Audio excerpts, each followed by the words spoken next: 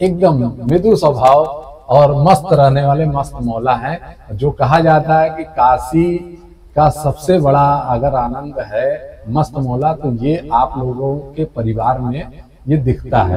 तो मित्रों, मिले ऐसे हमारे अभिभावक मिले जो अपने पुत्र को, भतीजे को सिर्फ पुत्र भतीजा ना, अपना जरूरत समय पे हर कुछ समझते हुए हर प्रकार का मार्गदर्शन प्रशस्त करते हैं कि इस धरती पे और इस महाकुंभ में आने वालों के लिए जो उत्तर प्रदेश की जनता ने उनका स्वागत किया, ये एकमात्र सनातन धर्म और हिंदुस्तान में ही हो सकता है जिसका एकमात्र नमूना था। सबसे उस हमारे पिताजी का वादी करता जो है वो उनका वाद ये है कि काशी, हमारी काशी तीन की, बाबा जिस दिन वहां से मुक्त होंगे और काशीवासी, समस्त देशवासी, समस्त सनातनी, समस्त धर्मावलंबियों को दर्शन देंगे, उस वक्त बाबा की सेवा, पूजा, भोग, आरती करने का अधिकार हमको दिया जाए। तो ये वाकया उस समय का है, ये फोटो उसी समय ऊर्जा का खत्म करके एक अच्छी ऊर्जा का आवास लाते हैं। मनुष्य के अंदर का जो थोड़ा बहुत अगर आप पाप कह लीजिए, नकारात्मक ऊर्जा कह लीजिए, उसको नष्ट करता है, एक पवित्रता लाता है। ये सिर्फ आपके साथ खिलवाड़ है। इसका कहीं ना कहीं पुरजोर पूरे काशीवासी इस चीज को करेंगे। इसका जवाबदेही माननीय मेयर साहब होंगे। और नगर गंदगी नहीं थी, पूर्ण रूप से सफाई थी, वहां पे स्वच्छता था। सफाई और स्वच्छता हमारे जीवन के लिए, हमारे समाज के लिए बहुत जरूरी है। ये अगर हम खुद नहीं कर रहे हैं तो ये हमारे प्रधानमंत्री नरेंद्र मोदी जी द्वारा ये तो हमारा मार्गदर्शन किया गया कि यार तुम अपने से नहीं देख रहे हो तो कम से कम उस देश को देखो।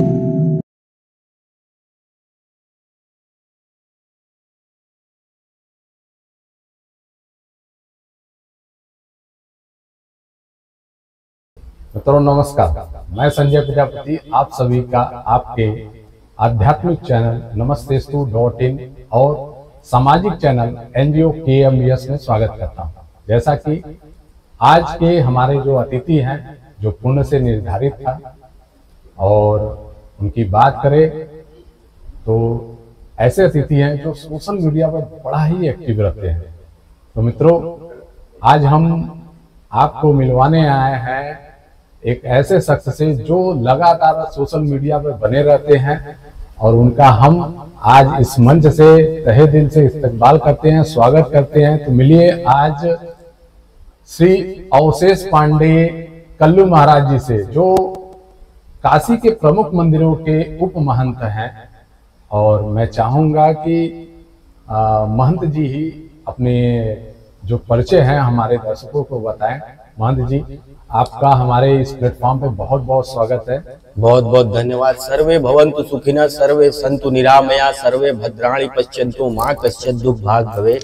बहुत बहुत सादर आभार आपका करते हैं संजय भैया, जो आपने मुझे यहाँ पे बुलाया और आज अपनी बात रखने का अवसर प्रदान किया, इसके लिए आपका बहुत बहुत साधुवाद। महाराज जी, जैसा कि हमारे इस कार्यक्रम का एक कहा जाता है प्रोटोकॉल है, कोरम है कि हमारे इस पॉडकास्ट में हमारे जो भी अतिथि होते हैं वो गणमान्य होते हैं अतिथि, और काशी में उनकी कहीं ना कहीं एक प्रतिष्ठा होती है। तो उस प्रतिष्ठा को बढ़ाने के लिए मैं अपने दर्शकों की तरफ से आपका अंग वस्त्रम देकर मैं स्वागत करता हूँ। बहुत बहुत धन्यवाद जी आपको।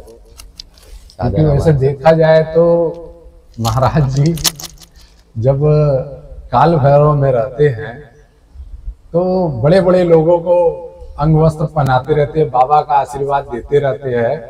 तो मैं चाहूंगा कि पहले आप हमारे इस स्टूडियो में आए हैं तो एक बार श्री काल भैरव जी का एक स्तोत्र है वाराणस्याम वाला, वो आप हमारे दर्शकों के लिए थोड़ा सा अगर गुंजायमान कर दे तो बहुत अच्छा लगेगा।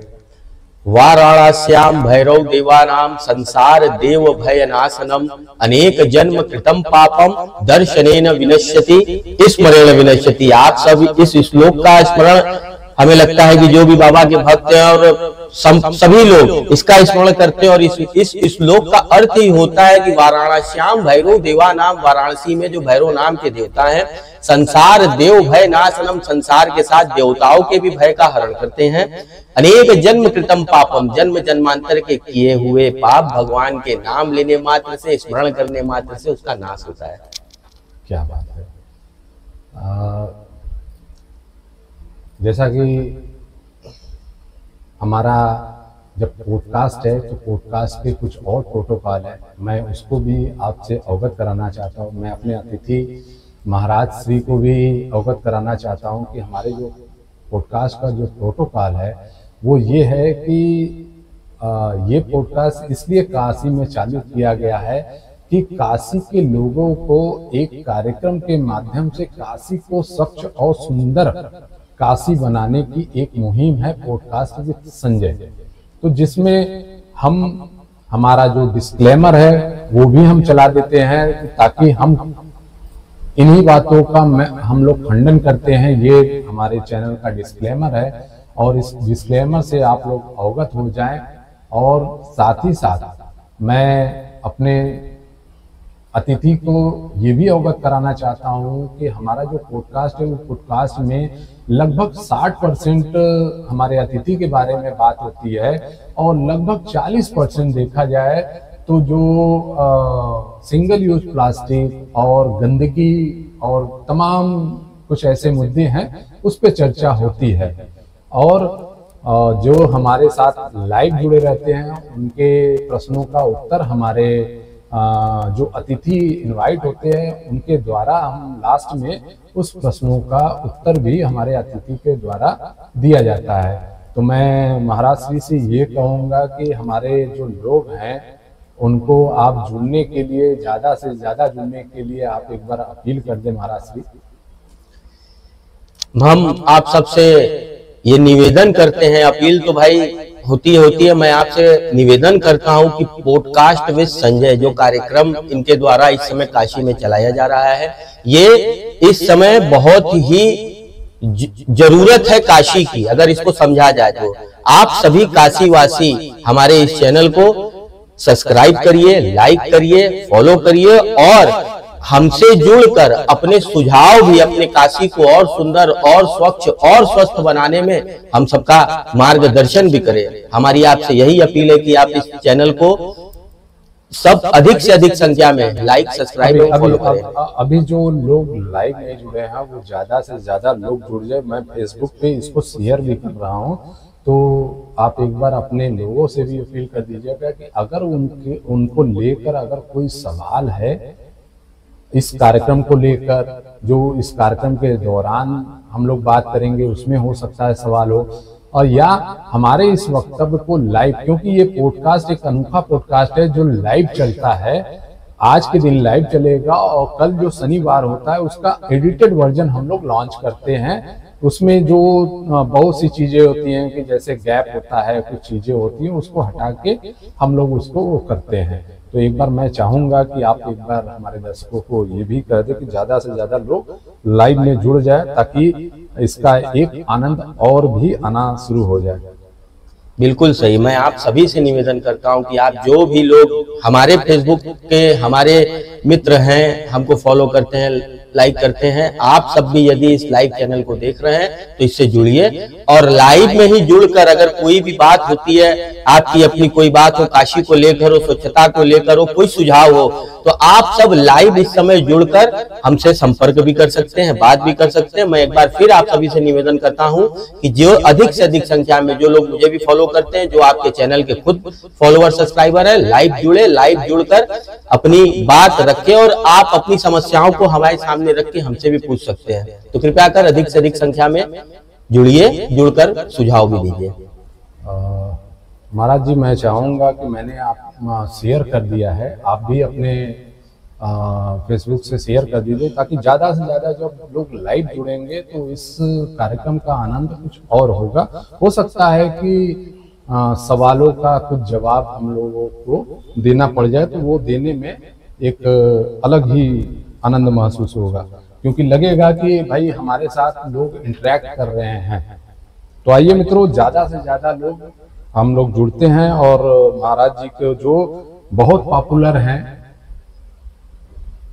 सोशल मीडिया पे, तो खासकर पॉपुलर हैं और मुझे लगता है कि महाराज जी के सब्सक्राइबर, फॉलोअर फेसबुक पे 10,000 प्लस, 15,000 प्लस, 15,000, बताइए 15,000 प्लस है। तो 15,000 में से अगर हमने 5 प्रश्न भी ले लिया तो ये बहुत बड़ी बात होगी, तो ज्यादा से ज्यादा लोग। तो आइए मित्रों, अब हम चलते हैं अपने टॉपिक पे।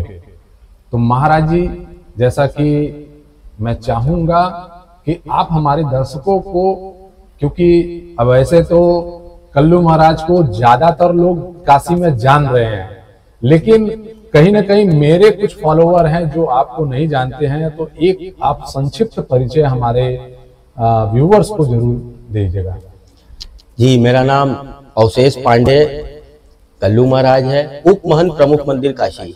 हमारा निवास जो है इसी काशी में बाबा विश्वनाथ के बगल में बांस फाटक पर स्थित है। और हमारा परिवार जो है पिछले 500 साल का इतिहास हमारे पास से, तब से काशी की सभी प्रमुख मंदिरों में सेवा, पूजा, भोग, आरती करता चला आ रहा है। हम उसी अपने इस परिवार के पीढ़ी को, इस कार्य को आगे बढ़ाते हुए हम सब भी काशी के प्रमुख मंदिरों से जुड़कर भगवान की सेवा के साथ जन सेवा का भी भार लेके चलते हैं। क्योंकि हमारे पिताजी, हमारे माताजी और हमारे परिवार द्वारा यही बताया गया है कि जब अगर तुम नारायण के सेवा में हो तो नर का सेवा जरूरी है।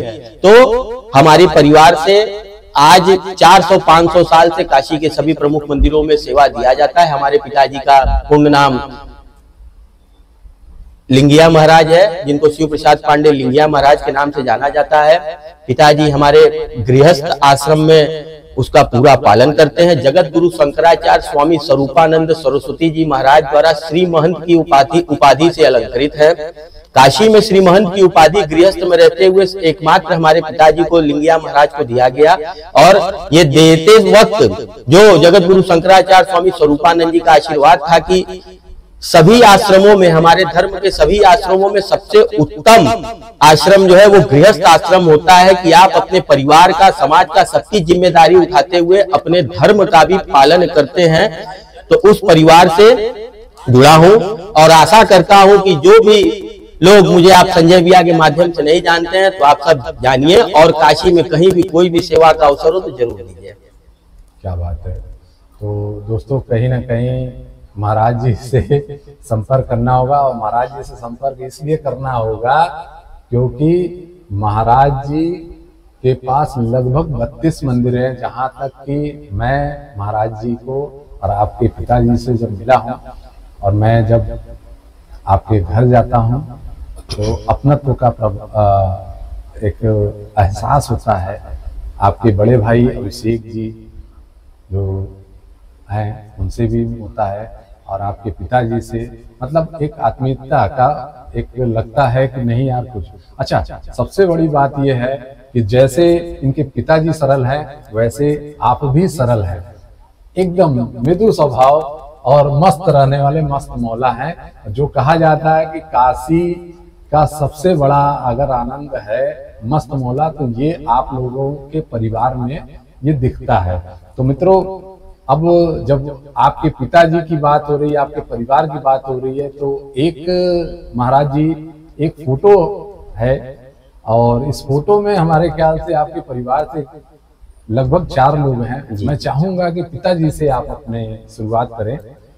जो बीच में माइक लेके खड़े हुए हैं, टोपी लगा के चंदन जीवा, वो हमारे पिताजी हैं। इनका एक बार शुभ नाम फिर से बोल दीजिएगा क्योंकि हमारे दर्शक फिर से जान जाए। आचार्य पंडित शिव प्रसाद पांडे महाराज जी लिंगिया महाराज के नाम से इनको जाना जाता है। उनकी ठीक दाईं तरफ जो पीछे की तरफ देख रहे हैं वो हमारी फोटो, और हमारे ठीक बगल में हमारे चाचा जी हैं जो गमछा सफेद रंग, जो सफेद रंग का गमछा रखे हैं। आपका नाम जो है पंडित पुरुषोत्तम प्रसाद पांडे हैं। आप भी श्री महंत प्रमुख मंदिर काशी हैं। और हमारे जीवन में हमारे पिताजी और हमारे चाचा जी का बहुत ही बड़ा योगदान है। ये हमारे ऐसे मार्गदर्शक, पथ प्रदर्शक, अभिभावक है जिन्होंने हमें समाज में सही, गलत, उचित, अनुचित सभी चीजों के बारे में बहुत ही सरलता से, बड़े ही प्रेम से बताया, सिखाया। और ठीक मेरे फोटो के पीछे जो आप फोटो देख रहे हैं वो मेरे छोटे भाई का है। उसका नाम पंडित सतीश पांडे है। इस वक्त वर्तमान समय में काशी कोतवाल बाबा काल भैरव की दोपहर की भोग आरती एवं माता शीतला दशाश्वमेध घाट पे सिद्ध पीठ श्री बड़ी शीतला माता माई का नित्य शयन आरती हमारे छोटे भाई सतीश पांडे जी द्वारा किया जा रहा है। हमारा पूरा परिवार काशी के सिर्फ प्रमुख मंदिरों में सेवा ही करता है और वही सेवा हमारी जीविका है, हमारा सब कुछ है। उसी सेवा से हमें समाज में जो कुछ भी मिलता है वहीं से मिलता है। तो यही एक छोटा सा परिवार और एक छोटी सी सेवा है जो काशी वासियों को ये बड़ा सौभाग्य है कि काशी जैसी धरती पे हमको ऐसा परिवार मिला और ऐसे परिवार के साथ ऐसे हमारे अग्रज मिले, ऐसे हमारे अभिभावक मिले जो अपने पुत्र को, भतीजे को सिर्फ पुत्र भतीजा ना, अपना जरूरत समय पे हर कुछ समझते हुए हर प्रकार का मार्गदर्शन प्रशस्त करते रहे हैं। तो ये बड़े ही सौभाग्य की बात है हमारे और हमारे परिवार के लिए। क्या बात है महाराज जी, एक आपने स्टेटमेंट दिया था कि सनातन धर्म लोगों को कट्टरपंथी नहीं बनाता है। ये हमारे ख्याल से आपने कुंभ के बाद ये स्टेटमेंट दिया है कि 65 करोड़ लोग यहाँ दर्शन किए, ठीक है, और वहाँ लगभग 200-250 मस्जिदें थी, अजान हुआ, सब कुछ हुआ। हमारा धर्म आपको कहीं भी भगदड़ वगैरह सुनने को नहीं मिला। इस पे कुछ प्रतिक्रिया आपने? देखिए, जो अभी वर्तमान में महाकुंभ बीता है, उस कुंभ की सबसे बड़ी बात यह है कि हम अपने धर्म की, अपने सनातन धर्म की बात करते हैं तो सनातन धर्म से अगर आपको प्रभावित कहीं होना पड़ेगा तो उसके लिए आपको कर्म करना पड़ेगा। लेकिन ये ऐसा हमारा कुंभ था जो 150+ करोड़ जो हमारी भारत की आबादी है उसकी आधी जनसंख्या प्रयागराज में आई, इकट्ठी हुई, यज्ञ किए, हवन किए, धर्म किए और ऐसा गैदरिंग किया जो पूरे विश्व में कभी किसी ने इतने लोगों को एक साथ इकट्ठा नहीं किया। वो सनातन का ये ऐसा कार्य जो था जिसने इसको इकट्ठा करके विश्व रिकॉर्ड बनाया। और ये हमारे लिए बड़े गौरव की बात है कि जहां पे अभी आपने बताया कि उस प्रयागराज में जहां से ये पूरी कुंभ चली थी, उस पूरे परिक्षेत्र में कई मस्जिद थे, लेकिन कभी किसी भी प्रकार का कोई वाद विवाद नहीं मिला, बल्कि आपसी भाईचारा देखने को भी मिला। ये भ्रम है कि वो मुस्लिम है, ये हिंदू है, लेकिन इस महाकुंभ ने बताया कि इस धरती पर और इस महाकुंभ में आने वालों के लिए जो उत्तर प्रदेश की जनता ने उनका स्वागत किया, ये एकमात्र सनातन धर्म और हिंदुस्तान में ही हो सकता है, जिसका एकमात्र नमूना था जो पूरे विश्व पटल में हमारे हिंदुस्तान को, हमारे धर्म को एक नई ऊंचाई की ओर ले गया। और साथ ही साथ इस कुंभ की सबसे बड़ी प्रभावित बात क्या थी संजय भैया, मैं आपको बताऊं तो प्रभावित बात यह थी कि जो भी हमारे अग्रज है, जो हमारे बड़े हैं, उनको पता है पिछले धर्मों के बारे में, वो किस प्रकार से हमारे धर्म का पालन करते हैं। लेकिन ये कुंभ ऐसा कुंभ था जो युवाओं को भी जागृत किया और बताया कि हमारे धर्म, सभ्यता और संस्कृति में इतनी ताकत है कि विश्वास और श्रद्धा के साथ जाओ तो कभी खाली हाथ नहीं आओगे। क्या बात है, क्या बात है। अच्छा महाराज जी, एक वीडियो मेरे पास, एक फोटो और भी मेरे पास आया है। क्योंकि आप ऐसे मंदिरों में आपकी महंतई है जहाँ पे बड़े बड़े लोग तो आते ही रहते हैं। मैं देख रहा हूँ कि स्क्रीन पे विष्णु जैन जी हैं और हरिशंकर जैन जी जो हैं, जो ज्ञानवापी मस्जिद और कई मंदिरों की लड़ाई वो लड़ रहे हैं। तो ये वाकया कब का है, जो फोटो है ये वाकया कब का है, थोड़ा सा इस पे भी प्रकाश डालें ताकि हमारे दर्शक इसको जान सकें। हम आपके माध्यम से, आपके चैनल के माध्यम से संजय भैया ये बताना चाहते हैं कि आपने बड़ा अच्छा प्रश्न किया कि विष्णु शंकर जैन जी, हरिशंकर जैन जी की ये फोटो हमारी कब की है। तो मैं आपको ये अवगत कराना चाहता हूँ कि जो ज्ञानवापी मंदिर पर इन्होंने केस किया है आदि ज्योतिर्लिंग के लिए, उस ज्योतिर्लिंग में हमारे पिताजी भी एक वादी करता है। अच्छा। सबसे उस हमारे पिताजी का वादी करता जो है वो, उनका वाद ये है कि काशी, हमारी काशी 3 खंडों में विभाजित है, ओमकार खंड, विश्वनाथ खंड, केदार खंड। आज भी ओमकार खंड में ओमकारेश्वर महादेव की मंदिर है, वहां की महत्ता, वहां की महिमा अलग है। उसी तरह विश्वनाथ खंड है और उसी तरह केदार खंड है। ये 3 खंड में, जैसा कि मैंने बताया आपको भी कि पिछले 400-500 वर्षों से हमारा परिवार काशी के सभी प्रमुख मंदिरों में सेवा पूजा करता आ रहा है। तो प्राचीन काल में जब मुगल की सल्तनत थी, या जब कह सकते हैं ब्रिटिश सल्तनत थी, उस वक्त ओमकारेश्वर, गौरी केदारेश्वर के साथ साथ काशी विश्वनाथ ज्योतिर्लिंग में भी हमारे पूर्वज सेवा पूजा करते थे। मुगल काल आने के बाद वहां पे मंदिर ध्वस्त हुए, जैसा कि सबको पता है। औरंगजेब आया, वहां पे मंदिर तोड़ा, ध्वस्त किया। उसके बाद से वहां का हमारा अधिकार खत्म हो गया, जिसको विष्णु शंकर जैन, हरि शंकर जैन के माध्यम से जब इन्होंने ज्ञान वापी मंदिर के लिए मुकदमा किया, तो उस मुकदमे में बाबा की सेवा, पूजा, भोग, आरती के लिए वादी हमारे पिताजी बने। हमारे पिताजी वादी इस आधार पे नहीं बने कि वो बनारस के सभी मंदिरों के महंत है, अपितु इस कागज के आधार पे बने कि जो हमारे पास आज भी मुगल काल का, ब्रिटिश काल का और स्वतंत्र भारत होने के बाद का तीनों चीज का सबूत हमारे पास है कि हम इन तीनों मंदिरों में, तीनों खंड में सेवा पूजा करते थे। लेकिन मुगल काल में तोड़ने के बाद हमारी पूजा वहां पे बंद हो गई। और आज भी दस्तावेज ये बताते हैं कि हमारे पूर्वज कभी न कभी काशी विश्वनाथ ज्योतिर्लिंग में सेवायित थे, पुजारी थे। तो ए बाबा को जिस दिन मुक्ति मिलेगी, बाबा जिस दिन वहां से मुक्त होंगे और काशीवासी, समस्त देशवासी, समस्त सनातनी, समस्त धर्मावलंबियों को दर्शन देंगे, उस वक्त बाबा की सेवा, पूजा, भोग, आरती करने का अधिकार हमको दिया जाए। तो ये वाकया उस समय का है। ये फोटो उसी समय की है जब भैया लोग आए थे और यहाँ पे मुलाकात मुझसे हुई थी। जी जी, एक फोटो और है जी, ये दिल्ली के सांसद प्रवेश मिश्रा जी है, अरे कपिल मिश्रा जी, कपिल मिश्रा जी जी। तो इनके भी बारे में बताइएगा। हमारे कपिल मिश्रा जी के बारे में मैं आपको बताऊं तो मेरी भी इनसे मुलाकात हुई थी उस समय, जिस समय एक धर्म संसद का आयोजन हुआ था, जहां पे काशी विश्वनाथ मंदिर का मॉडल लॉन्च किया गया था। बहुत बड़ा मॉडल था, उसका लॉन्चिंग हुआ था। तो उसमें जब हम गए थे तो वहां पे सांसद जी कपिल मिश्रा जी से मेरी मुलाकात हुई थी। जो सरल व्यक्तित्व, जो मृदुभाषी और ऐसा सरल स्वभाव के ये धनी व्यक्ति थे कि इनसे मिलने के बाद हम लोग की काफी चर्चाएं हुई, धर्म पे हुई, काशी नगरी पे हुई, किस प्रकार से हम सब अपने धर्म को प्रचार प्रसार के माध्यम से आगे बढ़ाते हुए और लोगों को जागरूक करते हुए अपने धर्मों को एक करें। तो उसी क्रम में कपिल मिश्रा जी से मेरी मुलाकात हुई थी और उस मुलाकात में हम लोग की काफी इस पे चर्चा हुई थी। और मैं आपके माध्यम से ये बताना चाहता हूँ कि जो मतलब कपिल मिश्रा जी जो है बहुत ही सरल स्वभाव के साथ मृदुभाषी है और बहुत ही प्यारे व्यक्ति और अनोखे व्यक्ति है। इनके पास जाने के बाद जो अपनत्व का महसूस हुआ था वो ही बड़ा अजीब, बहुत ही अच्छा लगा था और इनका प्रेम पाकर बहुत ही अच्छा लगा था। ये आज भी हमारे दिल में, हमारे दुआओं में है। और कभी कभी जब भी काशी आते हैं, इनसे कभी किसी प्रकार से बात मुलाकात होती है तो हम लोग की चर्चा इसी तरह प्रेम के साथ होती रहती है।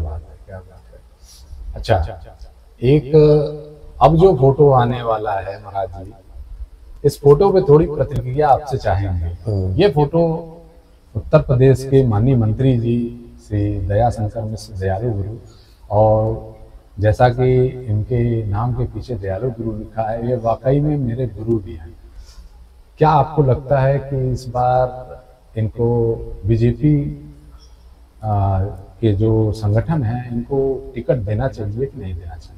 देख, हम लोगों की जैसे मांग, मैं आपको ये बताना चाहूंगा कि जिस व्यक्ति का आपने फोटो भी पीछे डाला, दयाशंकर मिश्र दयालु गुरु जी, ये हमारे बड़े भाई हैं, अभिभावक स्वरूप है, मार्गदर्शक भी है, जरूरत पड़ने पे हमेशा मार्गदर्शन भी करते हैं। और अगर आप टिकट के बारे में पूछते हैं तो ये पूछने की बात नहीं है। पिछला चुनाव ये बता कर गया था कि दयालु भैया को, अगर ये मेरा विश्वास है कि अगर दयाशंकर मिश्र दयालु गुरु जी को बनारस दक्षिणी से टिकट मिलता है तो हमको नहीं लगता है कि इनको पछाड़ने वाला कोई मिलेगा, क्योंकि दयालु गुरु एक ऐसे नेता है जो व्यक्तिगत किसी पार्टी के, हमको नहीं लगता है कि है, अगर पार्टी के हैं तो है, उसके साथ साथ समस्त काशी वासियों के ये हैं। जो काशी में, जो काशी वासियों को प्रेम दयालु भैया द्वारा दिया जाता है और जो काशी वासी उनको प्रेम देते हैं, उस प्रेम के बीच का जो संबंध है, उस संबंध को हमारे दयालु भैया ने बड़ी ही मधुरता और बड़ी मजबूती से निभाया है। कभी भी कोई भी इनको फोन कर ले, इनके पास चला जाए, इतने विनम्र शब्दों में हर संभव मदद करते हैं और मदद के साथ साथ कभी आश्वासन नहीं देते, उस आश्वासन को पूरा भी करते हैं। तो दयालु भैया एक ऐसे चेहरा है बनारस के जो किसी के लिए होंगे नेता, हम लोग के तो दिल में बसने वाले हैं। और बनारस में हमको नहीं लगता है कि अगर दयालु भैया जैसा शख्स खड़ा हो जाएगा तो हमें लगता है कि कई पार्टियों के लोग भी पार्टी को छोड़कर उस बार दयालु भैया को ही वोट देंगे, क्योंकि इनका व्यक्तिगत व्यवहार जो है वो सर्वोपरि है, वो पार्टी से भी ऊपर है, सबसे ऊपर है। हमने आज तक इतने लोगों को देखा, सबके लिए एक प्रेम दयालु भैया से देखा और दयालु भैया के लिए आम जनों का प्रेम देखा। क्या बात है, क्या बात है महाराज जी। अब थोड़ा सा हम लोग आते हैं अपने जो सनातन संस्कृति है उसके बारे में आते हैं। एक आपको दिख रहा होगा यज्ञ हवन, इस पे अभी पिछले एपिसोड में जो 6वें एपिसोड में आचार्य श्री वेद प्रकाश मिश्र जी आए थे, तो उनसे भी इस बाबत चर्चा हुई थी कि यज्ञ हवन जो ये यज्ञ हवन देख रहे हैं, और अभी कल परसों, कल रात में और सुबह जैसा कि अष्टमी का जो हवन होगा, ज्यादातर लोग में देखा जाता है कि यहाँ हवन करते। क्या ये शास्त्रोक्त है? इसका विरोध होना चाहिए कि नहीं होना चाहिए, बताइएगा। देखिए, जहां तक आप बात करते हैं शास्त्रोक्त की, शास्त्रोक्त वही होता है जो शास्त्रों में वर्णित होता है। यज्ञ के, हवन के, पूजन के, जप के, तप के, सभी का विधि हमारे शास्त्रों में शास्त्रोक्त बताया गया है। हमारे शास्त्रों में कभी ये नहीं बताया गया कि लोहे का, टीन का पात्र लेके उसमें आप यज्ञ करिए, नहीं। आप पुराने देखिए, हम आपसे बात करते हैं संजय भैया, अगर आप अपने पिताजी के समय में, अपने बाल अवस्था में जाइए तो उस समय जो भी आप धर्म करते रहे, उस धर्म में कहीं भी आप लोहा और ऐसे वस्तुओं का प्रयोग देखे किसी धार्मिक स्थल पे नहीं। हमारे पूर्वज ने, हमारे माता पिता ने भी हमको बताया, हमारा मार्ग प्रशस्त हमेशा किया कि किस प्रकार से हवन करना, ऐसे करना, नहीं करना। यज्ञ की सबसे अच्छी विधि होती है जो मट्टी आती है, उस मट्टी को चारों तरफ से लेप के, ईटा लगा के, यज्ञ कुंड बना के, यज्ञ कुंड बनाने के बाद उसपे रोरी और सिंदूर, रोरी और हल्दी से उसको पूरा सजाया जाता है, उसकी पूजा की जाती है। पूजा करने के बाद कोई यज्ञ होता है। जिस प्रकार से ये लोहे का यज्ञ आपने दिखाया, एक यज्ञ होता है कि हमारे काशी में कुछ प्राचीन मंदिरें हैं, जैसे आप सिद्धपीठ बड़ी शीतला माता मंदिर में आप जब जाएंगे तो मंदिर में जैसे ही प्रवेश करेंगे बहुत बड़ा सा आपको यज्ञशाला मिलेगा, बहुत बड़ा यज्ञ कुंड है, वो प्राचीन काल का है। तो यज्ञ करने की दो विधि होती है, या तो आप किसी प्राचीन मंदिर में जाके जहां पे पौराणिक यज्ञ बने होते हैं पूरे विधि विधान के साथ शास्त्रोक्त ऊपर से, वहां पे जाके अगर आप करते हैं तो वो फलित होता है। आज के समय में हम देखते हैं कि लोग घरों में पूजा करना, मंदिर नहीं जाते हैं, तो यज्ञ हवन की व्यवस्था घरों में की है। और यज्ञ हवन की व्यवस्था घरों में इस प्रकार से हुई कि लोहे का पात्र, टीन का वो बना के, कई आपको बड़ी गलीमत थी कि आपने ये यज्ञ दिखाया जो लोहे का बना हुआ था, कम से कम यज्ञ लग रहा था। बहुत लोग तो टीने में डाल के हवन करके स्वाहा स्वाहा कर देते हैं आज के युग में। तो आप ये जान लीजिए कि अगर आप शास्त्रोक्त विधि से कोई शास्त्रोक्त पूजा नहीं करते हैं तो आप पूजा करना, वो समय देना बेकार है। आप ये जानिए, क्योंकि शास्त्र में जो वर्णित है वो हमको हमारा मार्ग प्रशस्त करता है कि हमको क्या करने चाहिए, क्या नहीं करने चाहिए। जिस प्रकार से हमारे माता पिता हमको बताते हैं सही गलत, उचित अनुचित, उसी प्रकार से हमारा शास्त्र भी हमको बताता है कि शास्त्र से जुड़े किसी भी कार्य को करना किस प्रकार से उचित और किस प्रकार से अनुचित है। क्योंकि ये देवता है, ये भगवान है, ये एक पूजा है, ये कोई दिखावा और ये कोई मतलब कार्य की पूर्ति नहीं है। आज के समय में हमें यज्ञ हवन पूजाओं में लगता है कि लोग कार्य की पूर्ति कर रहे हैं कि अरे आज अष्टमी है, आज पूजा करना है, अरे लकड़ी ले आओ, वो करो। नहीं, इसके लिए एक उत्साह होना चाहिए, इसके लिए एक मन में श्रद्धा होनी चाहिए, एक भाव होना चाहिए। तो और इसके विरोध की बात अगर आप करते हैं तो ये गलत है, और गलत का अगर आप विरोध नहीं करते हैं तो आप कहीं ना कहीं अपने धर्म को भी और भी पीछे ले जा रहे हैं। मैं आपके चैनल के माध्यम से कहूंगा कि जो भी लोग यज्ञ हवन करना चाहते हैं, करते हैं, या तो मिट्टी का, ईटे का, छोटा मोटा अगर आप खरीद रहे हैं 500 रुपए की, तो 200 रुपए की मिट्टी मंगाइए, ईटा मंगाइए, उसपे अच्छे से सजा के हवन करिए। वो खराब भी नहीं होगा, आप उसको हटा भी सकते हैं, सफा भी कर सकते हैं और परमानेंट उसको रख भी सकते हैं। उसमें जलने वाली आहुति जो होती है, जो शास्त्रोक्त यज्ञ कुंड होता है, शास्त्रोक्त क्यों कहा गया? उसमें जलने वाली आहुति को आप क्या समझते हैं? सामान्य समझते हैं? उस आहुति से निकलने वाले धुआं, उस आहुति से निकलने वाले आहुति, उस आहुति से निकलने वाले अग्नि जो होते हैं, वो एक प्रकार से दैवी शक्तियों को लेकर हमारे चारों ओर बुरी ऊर्जा का खत्म करके एक अच्छी ऊर्जा का वास लाते हैं। मनुष्य के अंदर का जो थोड़ा बहुत अगर आप पाप कह लीजिए, नकारात्मक ऊर्जा कह लीजिए, उसको नष्ट करता है, एक पवित्रता लाता है। ये सिर्फ आपके लिए नहीं बल्कि आपके पूरे समाज के लिए भलाई का रहता है। तो आप यज्ञ हवन पूजाओं को इस विधि से करिए जो शास्त्रोक्त तो ना हो। तो अगर आप काशी में है या भारतवर्ष में है, तो संपूर्ण भारत में अगर आपको किसी भी प्रकार का धर्म करना है तो मुझे लगता है कि भारतवर्ष में गुरु की कमी नहीं है, क्योंकि मेरा भारत ही विश्व गुरु है और गुरु का अर्थ ही होता है अंधकार से प्रकाश की ओर ले जाना। तो इन सब चीजों में आप अपने गुरु का, अपने आध्यात्मिक गुरु का, मंदिर में बैठे पुजारियों का, उनसे मार्गदर्शन प्राप्त करके ऐसे आयोजन का करें जो आपके लिए, आपके परिवार के लिए फलदायक हो, लाभदायक हो। महाराज श्री, एक टॉपिक ऐसा है कि जो मंदिर से निर्माल्य निकलते हैं, माला फूल निकलते हैं, और आप कहीं ना कहीं इस काशी में प्रमुख मंदिरों के महंत हैं, या हम लोग एक भाव से इस मंदिर में लेकर जाते हैं उस सामग्री को, उस माला फूल और तमाम जो बेलपत्र वगैरह होते हैं, देखा जाता है कि उसको कहीं ना कहीं किनारे उसको फेंक दिया जाता है। तो उसके लिए कहीं ना कहीं भाई देखिए, या तो मंदिर उसकी व्यवस्था करे, और नहीं मंदिर अगर व्यवस्था नहीं करती है तो जो नगर निगम है वो व्यवस्था करे। तो इस पे आप क्या प्रतिक्रिया देना चाहेंगे? इस पे हम आपके माध्यम से यही बताना, जन की भावनाओं का सवाल है। देखिए, ये बहुत ही सही आपने प्रश्न किया, और इसके लिए हम सब काफी प्रयासरत थे कि सरकार की तरफ से, नगर निगम की तरफ से आजकल मशीनें आती हैं जिसको डालने के बाद उन फूलों का खाद बनाते हैं। बहुत सी चीजें ऐसे डेली यूज में होती है, और पूजा से संबंधित सामग्रियां भी उसके द्वारा बनाई जाती हैं। काशी मंदिरों का शहर है। काशी में जितने मंदिर है, हमें नहीं लगता है कि किसी और शहर में उतने मंदिर होंगे, क्योंकि काशी का कंकड़ शंकर है। तो काशी में मंदिरों के शहर होने के नाते मालाएं फूल मंदिरों से बहुत आती हैं। अब इस पे या तो मंदिर व्यवस्था करे, जैसा आपने कहा, तो मंदिर जब व्यवस्था करेगी तो आप मंदिर की व्यवस्थाओं के बारे में कभी ये सोचिए कि जिस मंदिर में हमारी पारी है या हम वहां के महंत हैं, तो उस मंदिर की बड़ी जिम्मेदारियां हम लोग के ऊपर होती हैं। सुबह 4 बजे मंदिर खोलने से लेकर रात 12 बजे मंदिर बंद करने के बीच में मंदिर में साफ सफाई, मंदिर की व्यवस्थाएं, आरती, भोग, पूजा, अनुष्ठान हम सब करते हैं।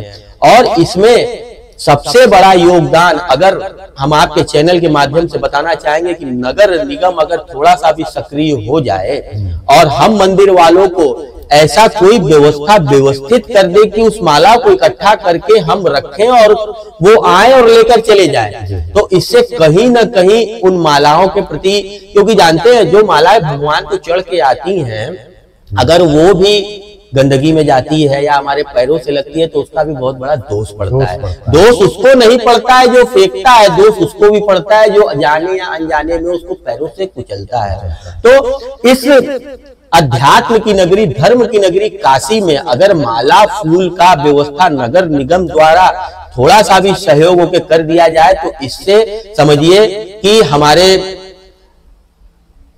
खाद में, सामानों में, मंदिर के और भी पूजा पाठों में बड़ा आराम हो जाए और मंदिर वालों को आराम हो जाए, गंदगी कम हो जाए। गंदगी जब कम हो जाएंगे तो आप समझिए स्वस्थ तन सफलता की कुंजी होती है, उसी तरह स्वस्थ समाज सफलता की कुंजी हो जाएगी। मान लीजिए इस मुहिम को हमारी संस्था काशी मानव विकास समिति उठाए, तो आप लोगों का कितना सहयोग रहेगा पूरी मंदिर कमेटी की तरफ से? हम लोग का सहयोग संपूर्ण रहेगा। हम लोग का सहयोग इसमें चाहिए कि आपको हमसे बस ये एक सहयोग चाहिए कि महाराज की जो मंदिरों में मालाएं फूल ये सब चढ़ाई जाती हैं, उनको जो गंदगी में चली जाती हैं, कभी गंगा में प्रवाह कर दी जाती हैं, जब ऐसा कोई जिम्मेदार व्यक्ति आ जाएगा तो उन माला फूल को हम सहेज के रखे रहेंगे। चूंकि जो नगर निगम एक्ट है उसके अंतर्गत इनकी जिम्मेदारी है, नगर निगम की जिम्मेदारी है कि इस शहर को स्वच्छ रखने के लिए। लेकिन दिक्कत क्या है कि यहाँ के जो अधिकारी होते हैं वो बाहर के होते हैं, वो यहाँ की परंपराओं से रूबरू नहीं होते हैं और आते हैं 2 साल 3 साल अपनी कार्य करते हैं और उसके बाद वो उनका जाना रहता है। लेकिन कभी हम लोग जो काशीवासी अगर ये चाह जाएं, उनको ये भान कराएं कि नहीं ये आपकी जिम्मेदारी है और ये हमारे सनातन धर्म में है, हमारे भावनाओं से ये जुड़े हुए हैं, तो अगर ये चीज आपकी जिम्मेदारी आप नहीं कर रहे हैं तो कहीं ना कहीं कमजोरी आपकी है। तो इसका भान कराने के लिए हम लोग एक काम कर सकते हैं कि इनको ज्ञापन देके अवगत कराएं कि यहाँ पे इस तरीके की व्यवस्थाएं हैं, ये आपको मुकम्मल करिए। हमने इस क्रम में एक बार ज्ञापन दिया था और मुझे नगर निगम से आश्वस्त भी किया गया था कि बड़ी शीतला मंदिर, गौरी केदारेश्वर मंदिर, काल भैरव मंदिर, इन सब मंदिरों में आपको नगर निगम से एक मशीन की मुहैया कराई जाएगी या फिर ऐसे व्यक्ति को आपके आज तक कराई गई? आज तक नहीं कराई गई। हम लोग इंतजार करते रह गए और आपके चैनल के माध्यम से हम ये जरूर कहेंगे कि कम से कम नगर निगम इस विषय को थोड़ा सा गंभीरता से लेते हुए अगर इस पे कार्य करती है तो कहीं ना कहीं जो आस्था पे हमारी चोट पहुंच रही है, जो हमारे आस्था के साथ उसको खिलवाड़ भी कर लीजिए। क्योंकि जानते हैं सफाई जो होती है ना, सफाई दो प्रकार से होती है। एक होती है जहां गंदगी की सफाई करते हैं और एक होती है जहां साफ सुथरे से हम मालाओं को ले जाके उसका उपयोग करते हैं, क्योंकि ये मालाएं भगवान को चढ़ी हुई होती हैं। लेकिन आज के समय में सबसे बड़ी कष्ट की बात यह है कि वो माला फूल भी उस गंदे चीज का हिस्सा बन के कूड़े की तरह बटोरा जाता है और कूड़े की तरफ फेंक दिया जाता है। ये कूड़ा नहीं है। अगर नगर निगम वास्तव में इस पे थोड़ा सा सचेत होता है तो इससे होने वाले उपयोगी चीजें, इससे होने वाले क्या नाम से रोजगार, ऐसा भी नहीं है कि इसमें कुछ बहुत सी चीजें ऐसी है कि जो कि आसपास के लोगों के साथ एक नए समाज का निर्माण करते हुए कहीं ना कहीं हमारे धर्म को भी अभी हमारे एपिसोड में, हमारे ख्याल से चौथे एपिसोड में अजय शर्मा जी आए थे जी। उन्होंने एक चीज से अवगत कराया था महाराज श्री कि हमारे जो विश्वनाथ मंदिर है वहां पे आईटीसी के साथ 1 करोड़ रुपए का टेंडर हुआ है माला फूल के लिए। तो भैया मना कौन कर रहा है? सारे मंदिरों से आप माले फूल की व्यवस्था कराइए, क्योंकि ये भावनाओं से जुड़ा हुआ है और ये हम लोग जब देखते हैं तो महसूस होता है कि बताइए हम इतने भाव से लेके जाते हैं और ये हमारे या किसी अन्य के पैरों से ये कुचला जाता है। तो ये कहीं ना कहीं डिनाई करने योग्य तो नहीं है। नहीं, बिल्कुल नहीं है। और ये बहुत ही गंभीर विषय है, ठीक है। खासकर काशी में ये गंभीर विषय है, जहाँ पे आप सिर्फ आप समझने की बात यह है कि हमारा मूल क्या है। हमारा मूल जो है वो काशी है। काशी का मूल क्या है? धर्म है। धर्म का मूल क्या है? अध्यात्म है। तो काशी, धर्म, अध्यात्म, सनातन जब सब यही है तो कम से कम यहाँ पे ऐसी व्यवस्था नगर निगम द्वारा व्यवस्थित कराना बहुत ही समाज के लिए, सरकार के लिए, नगर निगम के लिए साधुवाद का कार्य होगा। और मैं आपके चैनल के माध्यम से आश्वस्त करता हूं कि अगर किसी भी प्रकार से नगर निगम इस पे संज्ञान लेता है तो गौरी केदारेश्वर मंदिर, बड़ी शीतला मंदिर सहित काशी के जो भी प्रमुख मंदिरों से निर्माल्य निकलने वाले होंगे हम उस सबको सहेज कर आपको देने तक के लिए इतना अपना सहयोग दे देंगे, लेकिन आप उसको जिम्मेदारी से लेकर उठवाकर उसका सदुपयोग करने का आश्वासन हमें दे दीजिए। सही बात है। वैसे मैं आपको एक चीज अवगत भी करा देना चाहता हूँ महाराज श्री कि मैंने एक आरटीआई इनसे किया है, आज तक वो जवाब नहीं दे पाया है इस मंदिरों के बारे में। अब मेरे पास कोई भी चीज होती है लिखित पड़ी होती है। जैसे आपने कहा कि मशीनों के लिए इन्होंने हमसे प्रॉमिस किया था, दिया नहीं, क्योंकि मैं एज एक संस्था मैं जो भी इनसे बात करता हूँ लिखित पढ़ित में करता हूँ और मेरे पास सारे डॉक्यूमेंट होते हैं। तो हम जो भी बात करेंगे, संस्था जब बात करेगी तो इनसे लिखित पढ़ित में बात करेगी कि आप इस निर्माल्य का क्या करना चाहते हैं, इसका सोल्यूशन निकालिए। हम नहीं निकालेंगे तो फिर भाई ये तो हमारे मतलब संस्कृति के साथ खिलवाड़ है, हमारे सनातन धर्म के साथ खिलवाड़ है। इसका कहीं ना कहीं पुरजोर पूरे काशी वासी इस चीज को करेंगे और इसका जवाबदेही माननीय मेयर साहब होंगे और नगर आयुक्त जी भी इसको देंगे। इसका जवाब देना ये मुद्दा बहुत ही छोटा सा है। अगर नगर निगम हमारे माननीय मेयर अशोक तिवारी साहब जी अगर इसको ध्यान में ले ले, हमारे सभासद अगर इसको चाह जाए तो ये मुद्दा बहुत ही छोटा सा है, लेकिन अगर देखिए तो इससे जुड़ी हुई आस्था बहुत बड़ी है, बहुत बड़ी है। सही बात। सबसे बड़ी चीज ये है कि आप जब हमारे आज के डेट में जब हमारा प्रधानमंत्री, मुख्यमंत्री इतना बड़ा हिंदूवादी सनातनी धर्म का है तो कम से कम उस ऐसे लोगों के बीच में कम से कम हम ऐसी अपेक्षा या उम्मीद नहीं करते हैं कि हमारे मंदिरों से निकले निर्माल्य का इस प्रकार से दुरुपयोग हो। हम उसके सदुपयोग की ही कामना करते हैं। और वैसे भी सनातन धर्म और ब्राह्मण और मंदिर से जुड़े लोग एक ही कामना करते हैं भैया, चाहे मनुष्य हो, चाहे वस्तु हो, चाहे व्यक्ति हो, सबका सदुपयोग हो, सम्मान हो, अच्छा हो। सही बात है महाराज जी। जैसा कि निर्माल पे हमने बात की, एक विकृति और सामने आई है और इसका कहीं न कहीं जिम्मेदार नगर निगम या इससे संबंधित डिपार्टमेंट है। इसके बारे में आप क्या कहना चाहेंगे? आप स्वच्छ काशी बनाने के लिए हिंदू देवताओं, देवी देवताओं के आप चित्र वॉल पेंटिंग करवा रहे हैं ये शहरों में, क्या ये बताइए कहाँ तक सही है? मतलब आप, मैंने तो पिछली प्रस्तुति में भी जब आचार्य जी आए थे तो मैंने उस पर चर्चा की थी कि ये होना चाहिए आप लोगों के हिसाब से, तो उन्होंने कहा कि बिल्कुल नहीं होना चाहिए। मैंने तो ये भी कहा था कि भाई मैंने तो पेशाब करते हुए लोगों को थूकते हुए देखा है, तो इसका भी विरोध होना चाहिए कि नहीं होना चाहिए? निश्चित रूप से होना चाहिए। हमारे शास्त्र में, हमारे धर्म में कहा गया है स्थान प्रधानम न बल प्रधानम, स्थान की प्रधानता बताई गई है। देवताओं का एक स्थान नियुक्त किया गया है, उसके लिए देवालय, मंदिर, इन सबों का निर्माण हुआ है, वहां भगवान बैठते हैं। अब भगवान को आप लाके सड़क पे रख दिए, उस सड़क की दीवालों पे चिपका दिए, कहीं काल भैरव तो कहीं विश्वनाथ तो कहीं अन्नपूर्णा तो कहीं गाय, कहीं गंगा, कहीं गायत्री। मतलब इन प्रकार से आप दीवालों को, आप जानते हैं इससे एकमात्र संदेश ये जाता है कि हमारे देवी देवता आज के डेट में सड़क पे बने दीवालों की सुंदरता बनाने के लिए है नहीं, ये इनका एक स्थान होता है, इनको स्थान में रखिए। और जिस प्रकार से आपने पूरे शहर में देवताओं का चित्र बनाकर उनका अपमान किया है, उसके बजाय अगर आप स्वच्छ काशी, सुंदर काशी, स्वस्थ काशी का प्रचार करते तो कहीं ना कहीं मुझे लगता है 10-20 लोग ही सही आप जागरूक तो होते। फूल पत्ती बेल बूटी बनवा दो भैया, लेकिन देवताओं का स्थान वो नहीं है।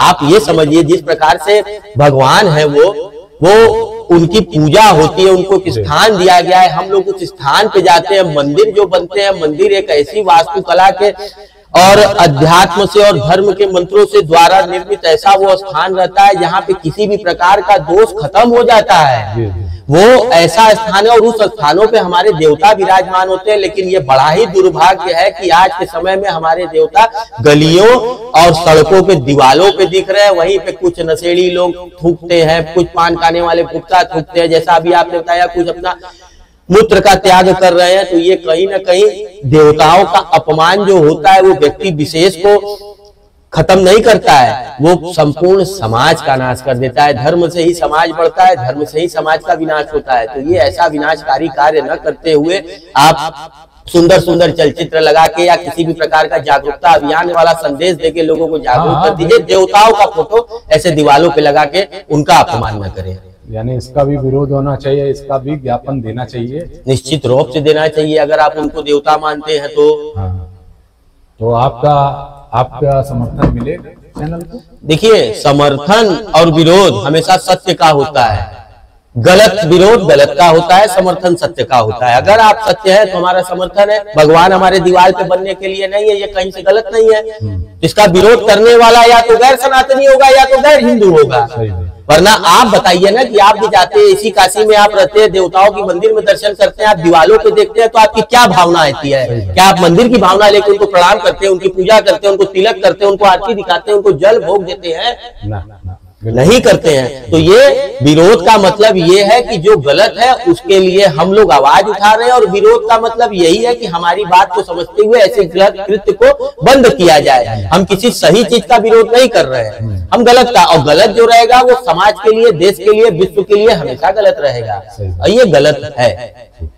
महाराज जी, जैसा कि ये स्लाइड है और इस स्लाइड के माध्यम से मैं आपको एक चीज दिखाना चाहता हूँ कि आज जो ये भी विकृति हमारे धर्मों में आ गई है, शिवलिंग को प्लास्टिक पात्र से दूध चढ़ाने, पूजा, यज्ञ, हवन इत्यादि धार्मिक प्रयोजन में प्लास्टिक का हस्तक्षेप जो हो गया है, इसको आप जरा देखिएगा। अभी ये लाइव इनके जो श्री काशी विश्वनाथ मंदिर पर जो लाइव चलती है, लाइव दर्शन होता है, उसमें आप देखिएगा कि अभी देखिए कुछ लोग एंट्री करेंगे,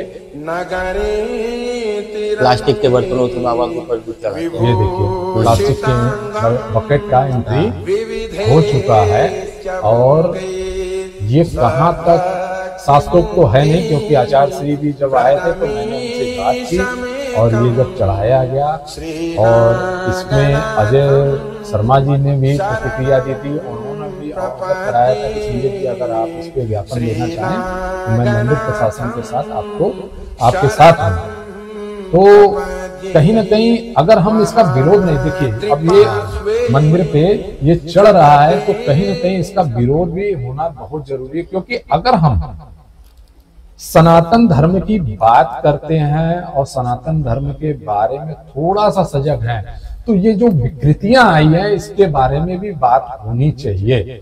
और प्लास्टिक, जैसा कि 5वें पॉडकास्ट में मैंने पूर्वांचल के एकमात्र इंडोकाइन सर्जन जो ब्रेस्ट कैंसर के स्पेशलिस्ट हैं डॉक्टर ओपी प्रजापति जी को मैंने बुलाया था और 1 घंटे का उनका एपिसोड है, हमारे चैनल पे आप जाके देखिएगा कि ये प्लास्टिक इतनी खतरनाक कैसे हो गई है। आज जितने लोग कह रहे हैं कि मेरे बच्चे को कैसे कैंसर हो गया, क्योंकि ये तो कुछ खाता, ऐसा कुछ खाता नहीं है, ये ऐसा ऑन द स्पॉट जो मर रहे हैं उसका कहीं ना कहीं कारण माइक्रो प्लास्टिक, नैनो प्लास्टिक है। मतलब जो आप देख रहे हैं कि हार्ट अटैक से लोग मर रहे हैं, तो उसका कहीं नहीं। आप इस वीडियो को जाकर देखिएगा, बहुत ही मतलब संदेश जनक ये वीडियो है ओम प्रकाश प्रजापति। और मैं ये कहता हूँ कि डॉक्टर साहब का मैं बहुत धन्यवाद देना चाहता हूँ, और उनकी अगर मैं बात करूँ, उनका 2 मिनट का समय लेने के लिए आप हजारों रुपए खर्च करते हैं, और अगला व्यक्ति यहाँ पे आके आप लोगों के लिए, पूरी काशी की जनता को सजग करने के लिए, पूरे देश की जनता को सजग करने के लिए उन्होंने इस टॉपिक को रखा और पुरजोर से बताया कि प्लास्टिक हमारे जीवन में जो घुस गया है उसको निकालना जरूरी है, वरना आने वाले दिन में आपको ये लगेगा कि हम बचने वाले नहीं हैं, क्योंकि कहीं ना कहीं ये प्रमाण हो चुका है कि प्लास्टिक कितना खतरनाक हो चुका है। आने वाले दिन में नहीं संजय भैया, ये प्रमाणित उस आने वाले दिन से पहले ये प्रमाण था कि ये ऐसी स्थिति मनुष्य के साथ साथ पशुओं की भी कर देगी। आज वर्तमान में उसको देखा जा सकता है इस प्लास्टिक से। सबसे पहली बात आप मुझे ये बताइए कि कौन से धर्म में लिखा है कि बाबा को जल चढ़ाने के लिए प्लास्टिक में जल लेके जाओ? कौन से धर्म में लिखा है कि बाबा को माला फूल भोग चढ़ाने के लिए प्लास्टिक का बकेट लेके जाओ?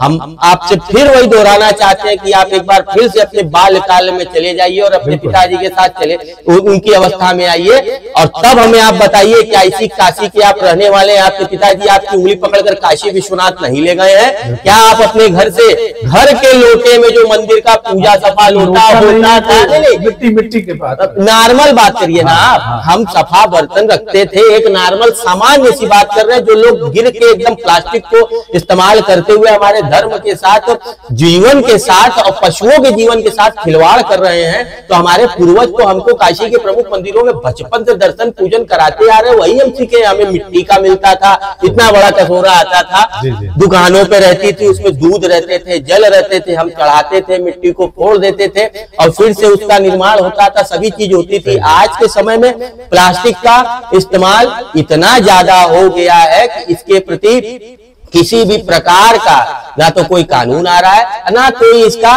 पुरजोर विरोध हो रहा है। इसका विरोध मैं आपको प्रूफ के साथ बताऊंगा कि कानून तो ऐसा आ चुका है, लेकिन कानून का अनुपालन करने वाली जो बॉडी है ना, वो शायद कुंभकर्ण की नींद में सो गई है। और हमारे प्रधानमंत्री जी ने जो कहा था, देखिए हमारे प्रधानमंत्री जी ने एक चीज ये कहा था, आपने सुना भी होगा और ये बड़ी चर्चा थी कि काशी को क्योटो बनाएंगे। मतलब क्योटो क्या है, आप एक बात ये बताइए महाराज श्री, मैं आपको ये बात बताइए, क्या वो इंफ्रास्ट्रक्चर है? नहीं, वो भी पुरानी इंफ्रास्ट्रक्चर है।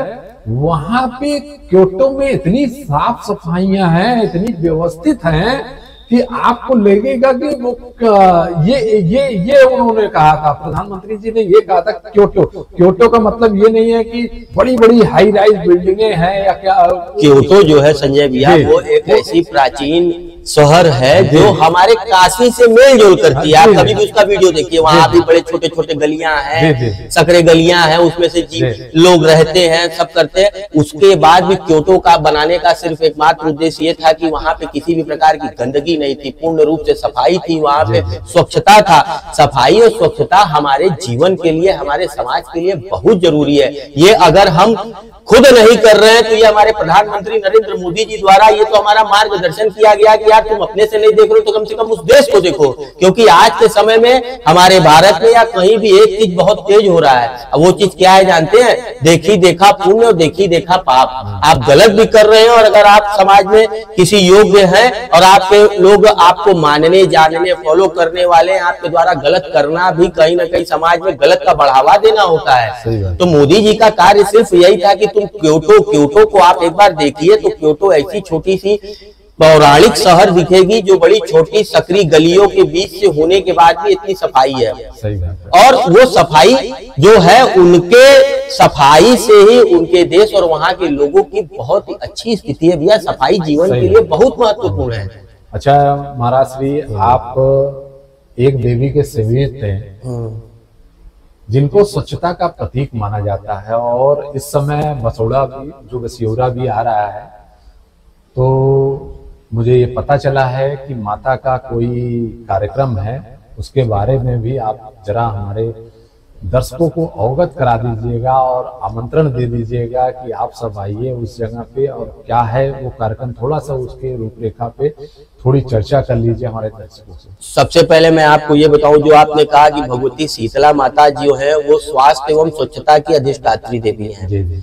तो भगवती शीतला जी जो है वो स्वास्थ्य और स्वच्छता की अधिष्ठात्री देवी है। उनके एक हाथ में कलश है और एक हाथ में सूप है। ऐसी मान्यता है कि भगवती वही सूप, हाँ, सूप को झाड़ू, झाड़ू को ही सूप कहते हैं। एक हाथ में कलश है, एक हाथ में झाड़ू है। झाड़ू से वो भक्तों के विकार को झाड़ कर कलश में लेती हैं और उनको निरोग स्वस्थ लाभ प्रदान करती हैं, स्वास्थ्य लाभ प्रदान करती है। भगवती शीतला ना ही मनुष्य के साथ साथ इस संपूर्ण ब्रह्मांड के देवताओं की भी डॉक्टर है। अगर आप कहिए इनका जो सवारी है वो गधा है। गधा, गद का मतलब होता है रोग, हा का मतलब होता है दूर करने वाला। रोग को दूर करने वाली गधे की सवारी भगवती शीतला की है, जिसके एक हाथ में कलश और एक हाथ में सूप है, झाड़ू है। झाड़ू से वो भक्तों के विकार को झाड़ के उन्हें स्वास्थ्य लाभ प्रदान करती है। और स्वास्थ्य इसलिए जरूरी है काशी में, जैसे आपका ये मैं आपके माध्यम से ये बताना चाहता हूँ, काशी वासी के लिए काशी को स्वच्छ रखना इसलिए जरूरी है क्योंकि ये भी एक प्रकार का भगवती शीतला का पूजन है। आप स्वस्थ समाज का निर्माण करके एक स्वस्थ समाज का निर्माण करते हैं और उस निर्माण से इतने लोगों का भला होता है। आप ये जानिए स्वच्छता क्यों जरूरी है। स्वच्छता से होगा क्या? स्वच्छता से सिर्फ ये नहीं होगा कि हमारा तन मन स्वस्थ रहेगा, हमें बीमारियां नहीं होगी। स्वच्छता इसलिए भी जरूरी है कि उससे ना हमारा पानी दूषित होगा, उससे ना हमारा जल जीवन दूषित होगा, उससे ना हमारा पर्यावरण जीवन होगा दूषित होगा। और जब ये सारी चीज दूषित नहीं होंगे ना, ये सब चीज शुद्ध रहेंगे, तो सोचिए हम कितने स्वस्थ रहेंगे और कितने अच्छा जीवन, ऊर्जावान जीवन जिएंगे। तो इसलिए ये बहुत जरूरी है। उसी क्रम में 11 अप्रैल 2025 भगवती माता शीतला का वार्षिक विराट आरती एवं शीतला संगीत महोत्सव का आयोजन होने जा रहा है, जो 11 से 15 अप्रैल तक निरंतर दशाश्वमेध घाट शीतला माता मंदिर प्रांगण में चलेगा। 18 अप्रैल को मां का वार्षिक भंडारा है। आप सभी काशीवासी भगवती के इस वार्षिक श्रृंगार में, पूजा में अधिक से अधिक संख्या में आए, मां के आशीर्वाद प्राप्त करें, मां का दर्शन प्राप्त करें। और कृपा करके आपसे फिर से निवेदन है कि ये दर्शन इसीलिए हो कि भगवती आपको यही आशीर्वाद दे कि आप अपने घर परिवार के साथ अपने मोहल्ले और अपने शहर को भी स्वच्छ बनाए। सही बात। महाराज जी, अब थोड़ा मैं अपने ज्वलंत मुद्दे की तरफ चलता हूँ। हिंदू रिलीजियस एक्ट और सनातन बोर्ड जरूरी क्यों है हम सभी सनातनियों के लिए? आजादी के बाद वक्फ बोर्ड इस देश में बना, परंतु सनातनियों के मंदिरों की पूजा की व्यवस्था को सुरक्षित रखने के लिए कुछ नहीं बना। इसलिए तिरुपति बालाजी के मंदिर के भोग में हमने पशुओं की चर्बी खाई और 100 करोड़ से ज्यादा सनातनियों का धर्म भ्रष्ट हुआ। आजादी के बाद भी सनातनी मंदिर सरकारों के अंडर है। इसलिए होने जा रही है सनातन धर्म संसद, जिसके कारण हम सनातन बोर्ड की मांग करेंगे और सभी सनातनी परंपरा, चाहे वो गुरुकुलम हो, चाहे वो गौशाला हो, चाहे वो जो लोग अपना धन व्यय नहीं कर सकते उनके लिए हॉस्पिटल की व्यवस्था हो, इन सब व्यवस्थाओं को सुचारू ढंग से संचालित करेगा सनातन बोर्ड। अगर आप भी मेरी बात से सहमत हैं तो आपका सपोर्ट मुझे मिलेगा, सनातन बोर्ड को मिलेगा, तो निश्चित तौर पर सनातन बोर्ड सनातनियों की सुरक्षा के लिए तैयार होगा। तो मैं आपसे निवेदन करता हूं, आप सभी सपोर्ट कीजिए और ज्यादा से ज्यादा इस वीडियो को शेयर कीजिए, जिससे अभी एक वीडियो और है महाराज जी, मैं उसको भी, क्योंकि दोनों वीडियो जब टॉपिक क्लियर हो जाएगा, मंदिरों का सोना सरकार और मैं लगभग 2000 किलो, ये बात मैं 2018-19 की बता रहा हूँ। 5 मिनट की वीडियो है, इसको जरूर आप हम आप जैसे बात कर रहा है वैसे ही बोले क्या किया था, इनका एप्लीकेशन कोर्ट में डालता मंदिर तो हमने एप्लीकेशन डाली और ये मेरी पहली पिटीशन थी 2019 में टेम्पल से रिलेटेड, जिससे मुझे बहुत कुछ सीखने को मिला जो आगे है, और शायद उसी पिटीशन का नतीजा है कि जो मैं इतना बोल पा रहा हूँ, आप मेरे साथ बैठे हुए हैं। वो तो हमने रुकवा लिया कि 2000 किलो सोना मंदिरों का सरकार नहीं ले पाई, वो मंदिरों के पास रहा।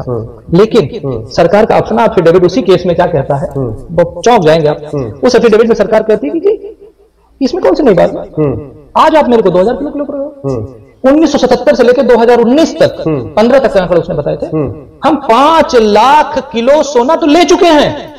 सरकार का एफिडेविट कह रहा है कि आप 2000 किलो हमें लेने से रोक रहे हो और हम 5 लाख किलो सोना आज तक केवल तमिलनाडु के मंदिरों से ले चुके हैं। जी बाप रे बाप, ये मैं नहीं कहता, मैं आपको दिखाता हूँ ना, ये हिंदू का आर्टिकल है, आप देख सकते हैं। 5 lakh KG of the gold सरकार ले चुकी है। एक राज्य तमिलनाडु, सिर्फ तमिलनाडु और तमिलनाडु के मंदिर, तमिलनाडु। ठीक, फिर मुझे ये सुन के तो फिर मैंने लगा कि ये तो मतलब सरप्राइज क्या रहा कि जब मैंने अब इसको स्टडी करना शुरू किया तो तमिलनाडु सरकार ने दूसरे केस में, वो एक केस फिर हमने और किया, उसमें उनका एफिडेविट था कि मंदिरों की व्यवस्था को लेकर के, तो बोले मंदिर तो चल नहीं रहे हैं, और उनका दूसरा एफिडेविट क्या कहता है कि तमिलनाडु में 11,999 मंदिरों में एक शाम पूजा नहीं होती, 12,000 मंदिरों में पूजा नहीं होती, एक बार होती है, एक बार होती है, ये कह उनके पास इंफ्रास्ट्रक्चर नहीं है। और उसी एफिडेविट में ये कह रहा है, सरकार कह रही है, मैं बोल ही नहीं रहा हूं, सब सरकार बोल रही है कि 37,000 मंदिरों में सुरक्षा, पूजा, सफाई, सारी व्यवस्था के लिए मंदिर में सिर्फ एक आदमी, यानी पुजारी से लेकर चपरासी तक वो बेचारा एक आदमी, मतलब वही झाड़ू पोछा करेगा, वही पूजा करेगा, वही आरती करेगा, वही भोग लगाएगा, वही कथा सुनाएगा, वही सबका संस्कार भी कराएगा, जबकि सरकार उसी दौरान 5 लाख किलो सोना ले चुकी है। नहीं डॉक्टर साहब, मैं तो देखिए, हम तो चूंकि घर, मेरा सबसे बड़ा कंसर्न है जो कन्वर्जन हो रहा है और तमिलनाडु में बहुत बड़ी मात्रा में हो रहा है। मैं ये सोच रहा हूं कि 5 लाख किलो सोना अगर 100 ग्राम सोना बांटे 100 ग्राम सोना बांटे तो 50 लाख लोगों की घर वापसी हो सकती है। अभी तो आपने सिर्फ एक राज्य का सुना है, अभी तो पिटारा बाकी है, आगे चलते हैं। तो जैसा सबको पता है कि भारत में मंदिर को छोड़ करके बाकी सारे रिलीजियस सेंटर हैं वो फ्री है, स्वतंत्र है। हाँ। मंदिर आज भी गुलाम है, परतंत्र है। हिंदू धर्म का ये केंद्र माना जाए भारत को, वहां पर एक भी मंदिर आज ऐसा नहीं है जो सरकार के अनुदान से बना, एक भी मंदिर सरकार के अनुदान से नहीं बना। हमने ये आरटीआई डाली कि अच्छा ये 5 लाख किलो सोना आया तो गया कहां, क्वेरी है। अभी इतने मंदिर बंद हो गए, सोना आया सरकार ने, गया कहां? 5 लाख, तो 5 लाख किलो, 5 लाख किलो। और ये सिर्फ सोना, अभी पैसा हमने बताया नहीं, पैसा अलग है, इनकम अलग है। ये आरटीआई में लॉ स्ट्रीट जर्नल का आर्टिकल में कोट कर रहा हूं, इसमें ये कह रहा है कि where does the temple money go, state and centre authorities have no answer, Wall Street RTI reveals. तो उनको पता ही नहीं है, वो कह रहे हैं हमको नहीं पता जी। हाँ, 5 लाख किलो सोना आया था, हाँ, इतना निकला, पर उसका यूटिलाइजेशन कहां हुआ इसके लिए उनके पास आंकड़ा नहीं है कि कहां यूटिलाइज हुआ। जून 2022 मद्रास हाईकोर्ट ऑर्डर, जब हम लोग इस केस में घुसे तो केस में ये हुआ कि जो आप उसमें मूर्तियां देखते हैं वो मूर्तियां गायब करके डुप्लीकेट मूर्तियां रखी हुई हैं, क्योंकि सोने से ज्यादा महंगी मूर्तियां हैं, सालों हजारों साल पुरानी मूर्तियां हैं, उसको गायब करके उसकी डुप्लीकेट रखी गई। जब ये मामला उठा गया तो 40,000 मंदिरों की फॉरेंसिक ऑडिट ऑर्डर दिया है हाईकोर्ट ने 2022 में, फॉरेंसिक, क्योंकि हमें पता ही, हम तो पूजा कर रहे हैं ना, हम तो मूर्ति की असली की कर रहे हैं कि नकली वाली जो रद्दी की उसकी कर रहे हैं। ठीक, 60 सालों में आजाद भारत में किसी भी मंदिर जो सरकार कंट्रोल करती है उसका कोई ऑडिट नहीं हुआ। लेकिन क्या आपको पता है कि पूरे भारतवर्ष की जीडीपी में हम कितना कंट्रीब्यूट करते हैं? भारत की जीडीपी में हम एक ऐसा अकेला धर्म है या धर्म संस्थान है, या वो न्यूक्लियस है, सनातन धर्म मंदिर हमारे जो है। मंदिर है, जो भारत की जीडीपी का 2.35% कंट्रीब्यूट करते हैं। ये मंदिर इकोनॉमी से सरकार को मिलता है, 2.35%, लगभग 2.5% हो गए। और ये आंकड़ा है जो भारतवर्ष के हेल्थ बजट से ज्यादा है, भारतवर्ष के एजुकेशन बजट से ज्यादा है, जो भारतवर्ष का डिफेंस बजट है लगभग 2.5% का, उससे थोड़ा सा इतना मतलब ये हुआ कि जो वैष्णो देवी पे लोग इतना सब चढ़ावा चढ़ा रहे हैं, या तिरुपति पे इतना चढ़ावा चढ़ा रहे हैं, या सिद्धि विनायक में चढ़ा रहे हैं, या जो बड़े बड़े मंदिर हमारे बड़े प्रोमिनेंट मंदिर है, तो लोग चढ़ा तो रहे हैं अपने भगवान को श्रद्धा के, और सरकार उसको ले रही है, वो सरकार के पास जा रहा है। और वो हिंदू धर्म के हित में, हिंदू धर्म के प्रचार प्रसार खर्च भी नहीं हो रहा है, वो पैसा वहां जाते सेकुलर हो जा रहा है। हाँ, सेकुलर हो जाता है। तभी तो मैंने पूछा यूज कहाँ होता है, तो उनका जवाब देना था। अब आप लेटेस्ट देखिए राम मंदिर का जो क्वांटम था वो 5,450 करोड़ था, जबकि राम टेम्पल ट्रस्ट ने मना कर दिया था पैसा मत दो। ठीक बात है, मना किया। और एक चीज बता दूं, ये 5,450 करोड़ रुपया जो है ये उस साल के भारत के डिफेंस बजट से ज्यादा था।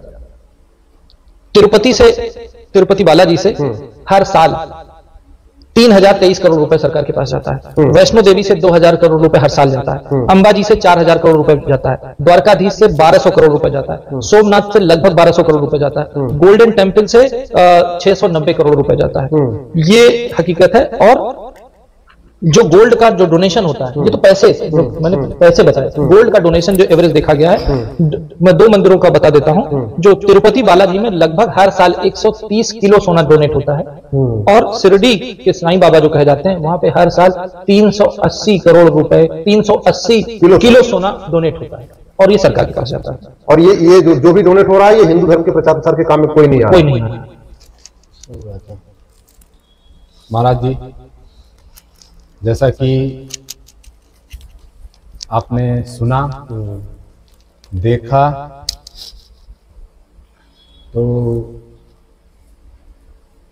जो व्यवस्थाएं हैं, जो प्रक्रियाएं हैं, उस पर भी हम बात करेंगे।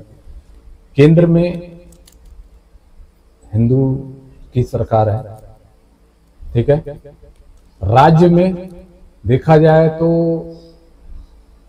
योगी जी, अगर देखा जाए तो सनातन धर्म के लिए उन्होंने बहुत कुछ किया, बहुत कुछ किया है। सही बात, ठीक है।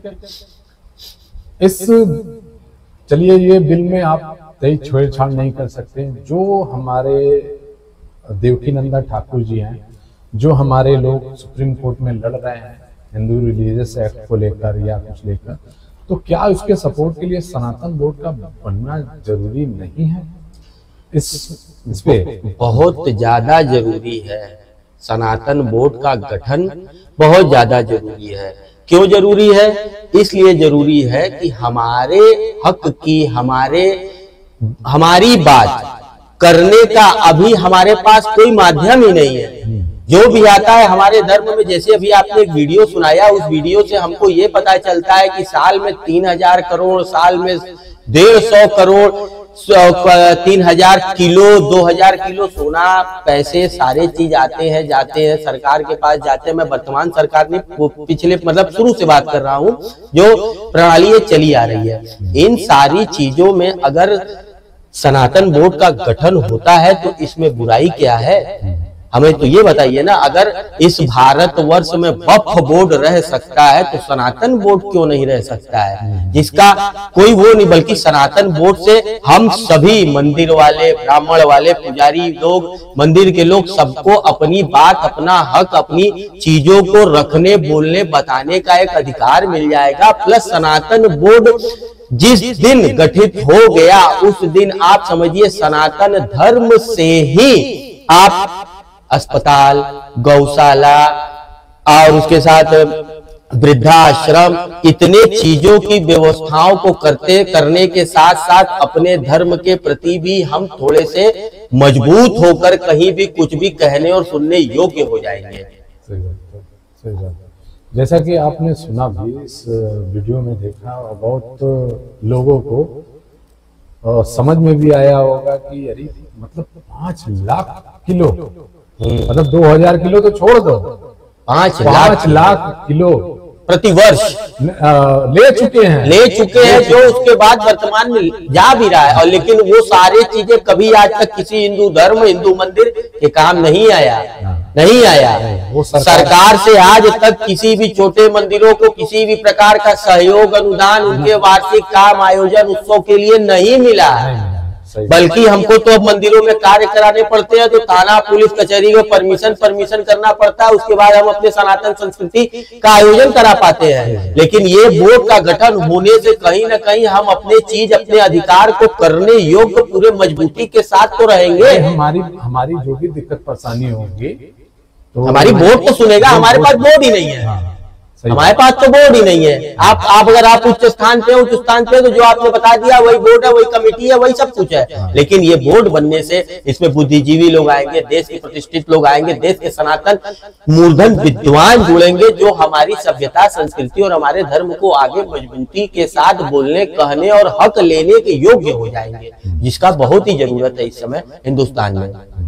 तो यानी आप सपोर्ट करते हैं? 200% सपोर्ट करते हैं। और इसके लिए कभी जरूरत पड़ी तो तन मन धन से समर्थन है हमारा। क्या बात, क्योंकि आपने अभी आप ही ने बताया कि हमारा सनातन धर्म एकमात्र ऐसा धर्म है जो किसी को कट्टरपंथी नहीं बनाता है। क्या बनाता है? ये तो सबको प्रेम, सौहार्द बांटने वाला धर्म है, एक दूसरे को मजबूत करने वाला धर्म है, आदान प्रदान करने वाला धर्म है। तो ऐसे धर्म अगर मजबूत होंगे तो एक मजबूत समाज, एक मजबूत धर्म, एक मजबूत सभ्यता, संस्कृति, सबका निर्माण होगा।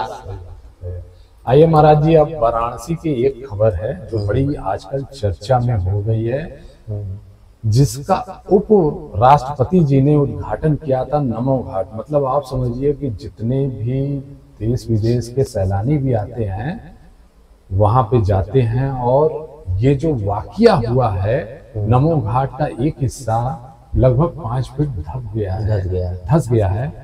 आप बताइए कि हमारे जो प्रधानमंत्री हैं महाराज जी, उन्होंने तो काशी को, अपने संसदीय क्षेत्र को चमकाने के लिए कोई कोर कसर तो छोड़ी नहीं है। क्या आप इससे डिनाई करते हैं? एकदम नहीं।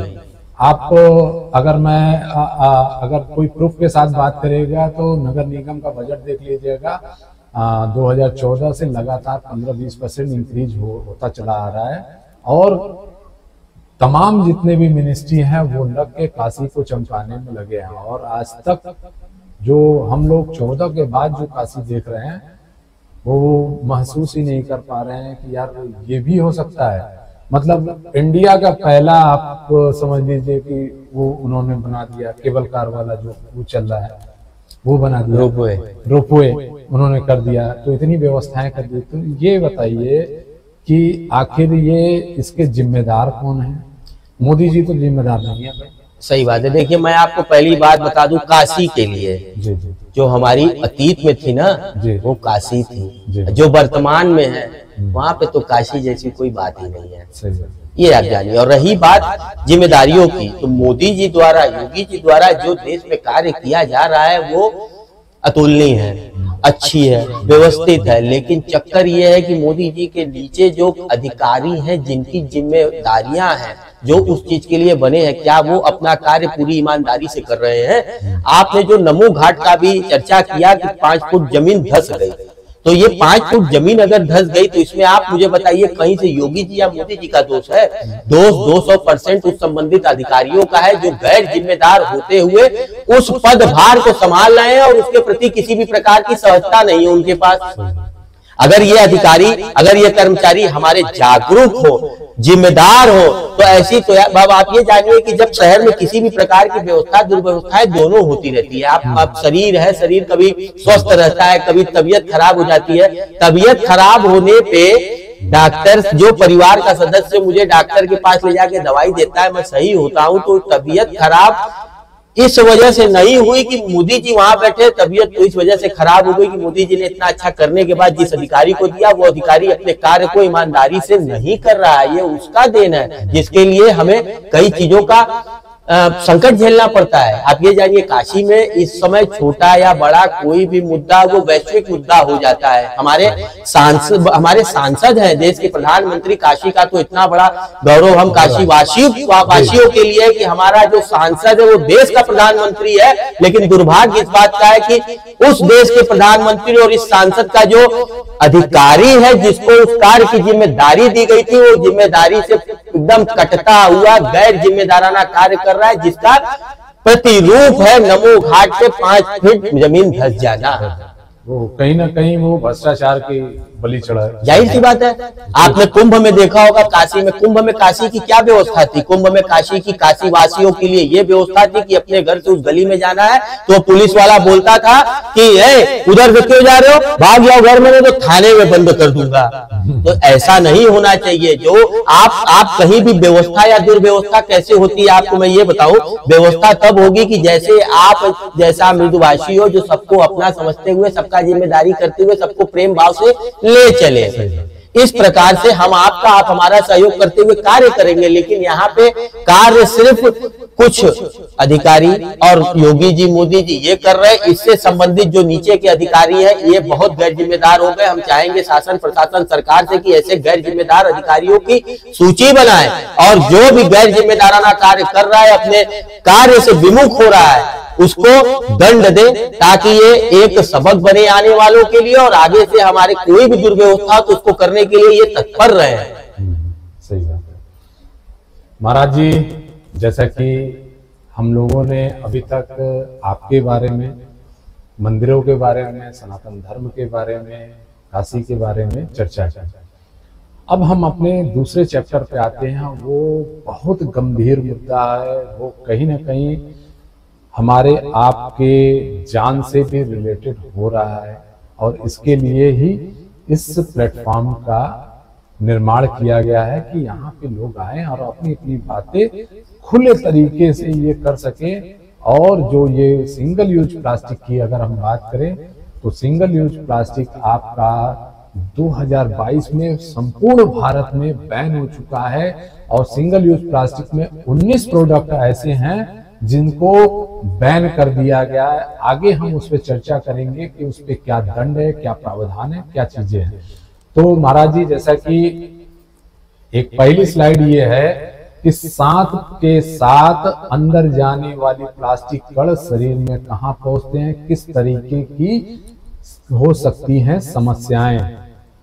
महाराज जी, ये सांस के साथ हमारे आप हम जितना भी मतलब लोग जाते हैं, योगा करते हैं, ये करते हैं, वो करते हैं, तो आज एकदम प्रूफ हो चुका है कि कहीं ना कहीं सिंगल यूज प्लास्टिक जो हम एक बार यूज करके फेंक देते हैं और वो खत्म नहीं होता है। हजारों साल आप मिट्टी में दबा दीजिए, वो खत्म होने वाला नहीं है। लेकिन वो टूट के कणों कणों में, जिसको हम नैनो प्लास्टिक और माइक्रो प्लास्टिक की संज्ञा में जानते हैं, और वो कहीं ना कहीं हमारे हवा के माध्यम से उड़ के हमारे आपके मुंह में और नाक में ये जाता है और उस हमारी रक्त वाहिनियों के माध्यम से ये हमारे ऐसे ऑर्गन में प्रवेश कर जाता है, जिस मतलब आप समझिए ऐसे बैरियर को वो कर जाता है, जिसमें हम लोगों ने वीडियो भी अपने चैनल पे NGO KMES पे डाला हुआ है, वो है।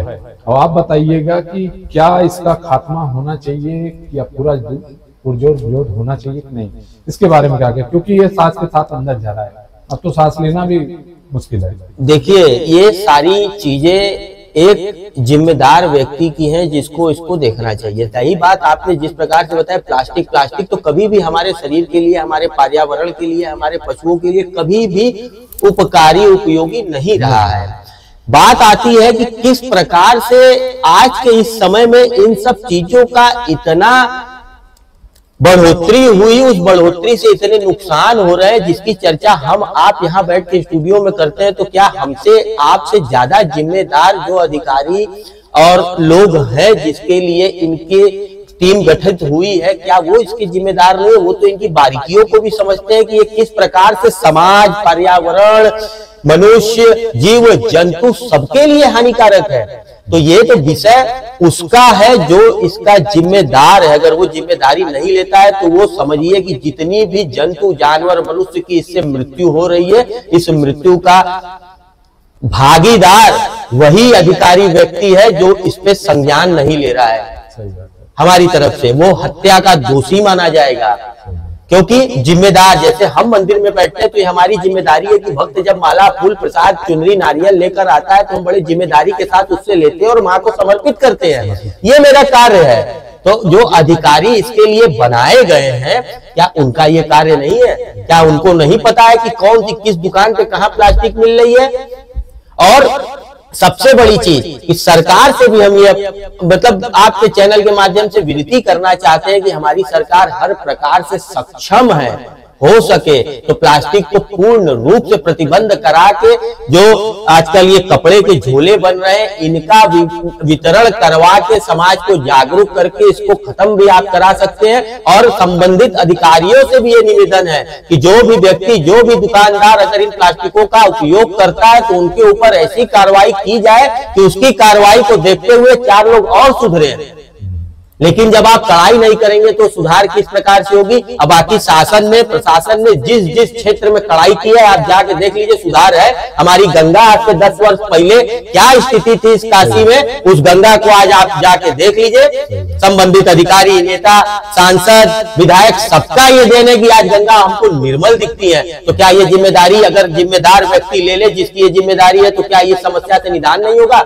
आज जो हम आकस्मिक मौत देखते हैं युवाओं में, बच्चों में आकस्मिक मौत होती है, उसका भी कहीं ना कहीं कारण यही प्लास्टिक और नैनो प्लास्टिक की उड़ने वाली धुआएं हैं। आज बच्चों के अंदर भारी से भारी गंभीर बीमारियों का पैदावार हो जा रहा है, पता नहीं कैसे हो जा रहा है। ये सब उसकी देन है। आज अचानक मनुष्य चलते चलते कहीं कुछ हो रहा है, गिर के खत्म हो जा रहा है। तो ये कहीं ना कहीं से पर्यावरण में अशुद्धि का संकेत है, जिसके कारण इतने भयावह चीजें हो रही हैं। अगर अब भी सरकार, अब भी शासन, अब भी प्रशासन इस पे नहीं चेतता है तो हम तो ये मानते हैं कि ये तो हमको मुआने के लिए आप ऐसा कार्य कर रहे हैं।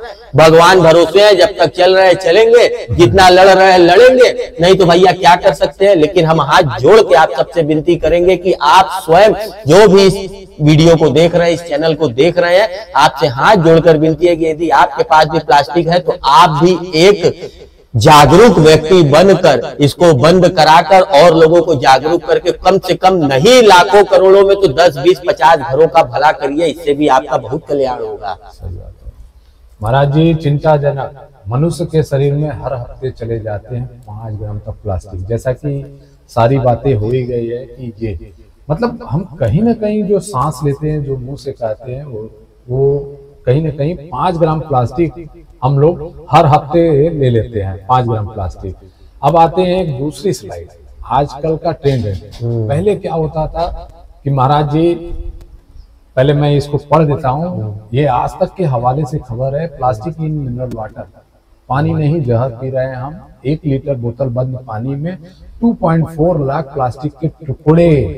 ये रिसर्च बोल रहा है, मैं आप नहीं बोल रहे हैं। ये रिसर्च और एक जो सम्मानित देश का चैनल है वो अपने पोर्टल के माध्यम से बोल रहा है। पहले क्या होता था महाराज जी कि हम लोग पानी पीने के लिए पोसरा होता था। आज तो यही होता है कि 10 रुपया 20 रुपया दो वो पानी का। अच्छा, एक इसी से रिलेटेड मैं एक वीडियो भी चलाना चाहूंगा अपने दर्शकों के लिए, और जो डीएनए के हवाले से है वो भी आपको देखना चाहिए और आपको वो सुनना चाहिए कि ये ऐसा इसमें क्या है। ये लीजिए। जो बताने वाले हैं उसका सीधा संबंध आपकी जिंदगी से है। क्या आपने कभी सोचा है कि जिस बोतल से आप रोज पानी पीते हैं, जो आप घर में इस्तेमाल करते हैं, कभी ऑफिस भी ले जाते हैं, वही बोतल आपकी जान की दुश्मन है? चौंकिए मत, यह दावा हम नहीं कर रहे, बल्कि इसका खुलासा एक स्टडी में हुआ है, एक रिसर्च की गई, एक शोध, जिसके बाद ये जानकारी मिली है। हम जिस जानकारी को आपके साथ साझा करने वाले हैं उसे देखने के बाद आपके होश उड़ जाएंगे, आप सोचने को मजबूर हो जाएंगे और संभव है थोड़े परेशान भी हो जाए। इसलिए हम आपसे निवेदन करेंगे कि परेशान ना हो, सतर्क हो जाए, क्योंकि एक नए शोध में यह खुलासा हुआ है कि दोबारा यूज की जाने वाले पानी की बोतलें यानी जो आप घर में इस्तेमाल करते हैं, टॉयलेट सीट की तुलना में 40,000 गुना ज्यादा बैक्टीरिया के साथ होते हैं। अमेरिका की waterfilterguru.com की यह रिसर्च है। उसकी टीम ने रीयूजेबल पानी की बोतलों की स्वच्छता को लेकर जांच की और शोधकर्ताओं ने बोतल के सभी हिस्सों की 3-3 बार जांच की और शोध में पानी की बोतल पर दो तरह के बैक्टीरिया की मौजूदगी तब पाई गई। इसमें एक है ग्राम निगेटिव बैक्टीरिया और दूसरा है बैसिलस बैक्टीरिया। ग्राम निगेटिव बैक्टीरिया तरह तरह के इन्फेक्शन पैदा करने के लिए जिम्मेदार होते हैं, जबकि bacillus bacteria gastro intestinal problems को पैदा करते हैं। और पानी की बोतलों में मौजूद ये बैक्टीरिया इतने खतरनाक हैं कि ये मानव शरीर के अंदर ऐसी क्षमता पैदा कर सकते हैं जिसके बाद एंटीबायोटिक दवाओं का भी कोई असर नहीं होगा। जबकि कई बैक्टीरिया ऐसे होते हैं जिनसे आंत की बीमारियां हो सकती हैं। अब थोड़ा सा परेशान आप जरूर होंगे, लेकिन आपको अभी भी हम कह रहे हैं कि ध्यान देने की जरूरत है। इस शोध में बोतलों की सफाई की घरेलू चीजों से तुलना की गई और यह पाया गया कि बोतलों में रसोई के सिंक से भी 2 गुना ज्यादा कीटाणु होते हैं। यानी जिस सिंक में आप इस्तेमाल करते हैं बर्तनों को साफ करने का, उससे भी ज्यादा कीटाणु यहां पे मौजूद होते हैं और बहुत खतरनाक होते हैं। इसमें यह भी बताया गया है शोधकर्ताओं की तरफ से कि एक कंप्यूटर के माउस में जितने बैक्टीरिया होते हैं उनसे 5 गुना ज्यादा बैक्टीरिया पानी के बोतलों में पाए जाते हैं। और तो और एक पालतू जानवर के पानी पीने के कटोरे में जितनी बैक्टीरिया होते हैं उससे 14 गुना ज्यादा बैक्टीरिया हमारे और आपके पीने वाले उस पानी की बोतल में होते हैं। यह शोध बता रहा है, यह रिसर्च बता रहा है। यह शोध इसलिए भी डराने वाला है क्योंकि ज्यादातर लोग पानी की एक बोतल को कई बार यूज करते हैं और बहुत कम ही लोग ऐसे हैं जो बोतलों के इस्तेमाल के तुरंत बाद उन्हें फेंक देते हैं। लेकिन रीयूजेबल वाटर बॉटल, महाराज जी, जैसा कि हम लोगों ने लगभग जो टॉपिक की बातें थी उसको हम लोगों ने समझ गए। 2 सवाल हैं इसमें महाराज जी। जैसा कि पहले स्लाइड में जो एक चर्चा हुई थी कि हम 2.4 लाख माइक्रोप्लास्टिक नैनो प्लास्टिक हमारे शरीर के अंदर हमारे पानी के माध्यम से जा रहा है, जिस बोतल से जो बोतल का पानी पीने की आज एक प्रथा चल गई है, एक फैशन है जिसको लोग पानी पीने के लिए बड़ा स्टेटस सिंबल बना चुके हैं कि भाई लेके आओ 20 रुपए 25 रुपए का मिनरल वाटर, ये वो लेके आओ, ठीक है, ये कर रहे हैं। दूसरा एक ये है कि आज ज्यादातर घरों में देखा जाए तो फ्रिज है और फ्रिज में प्लास्टिक की बोतल है।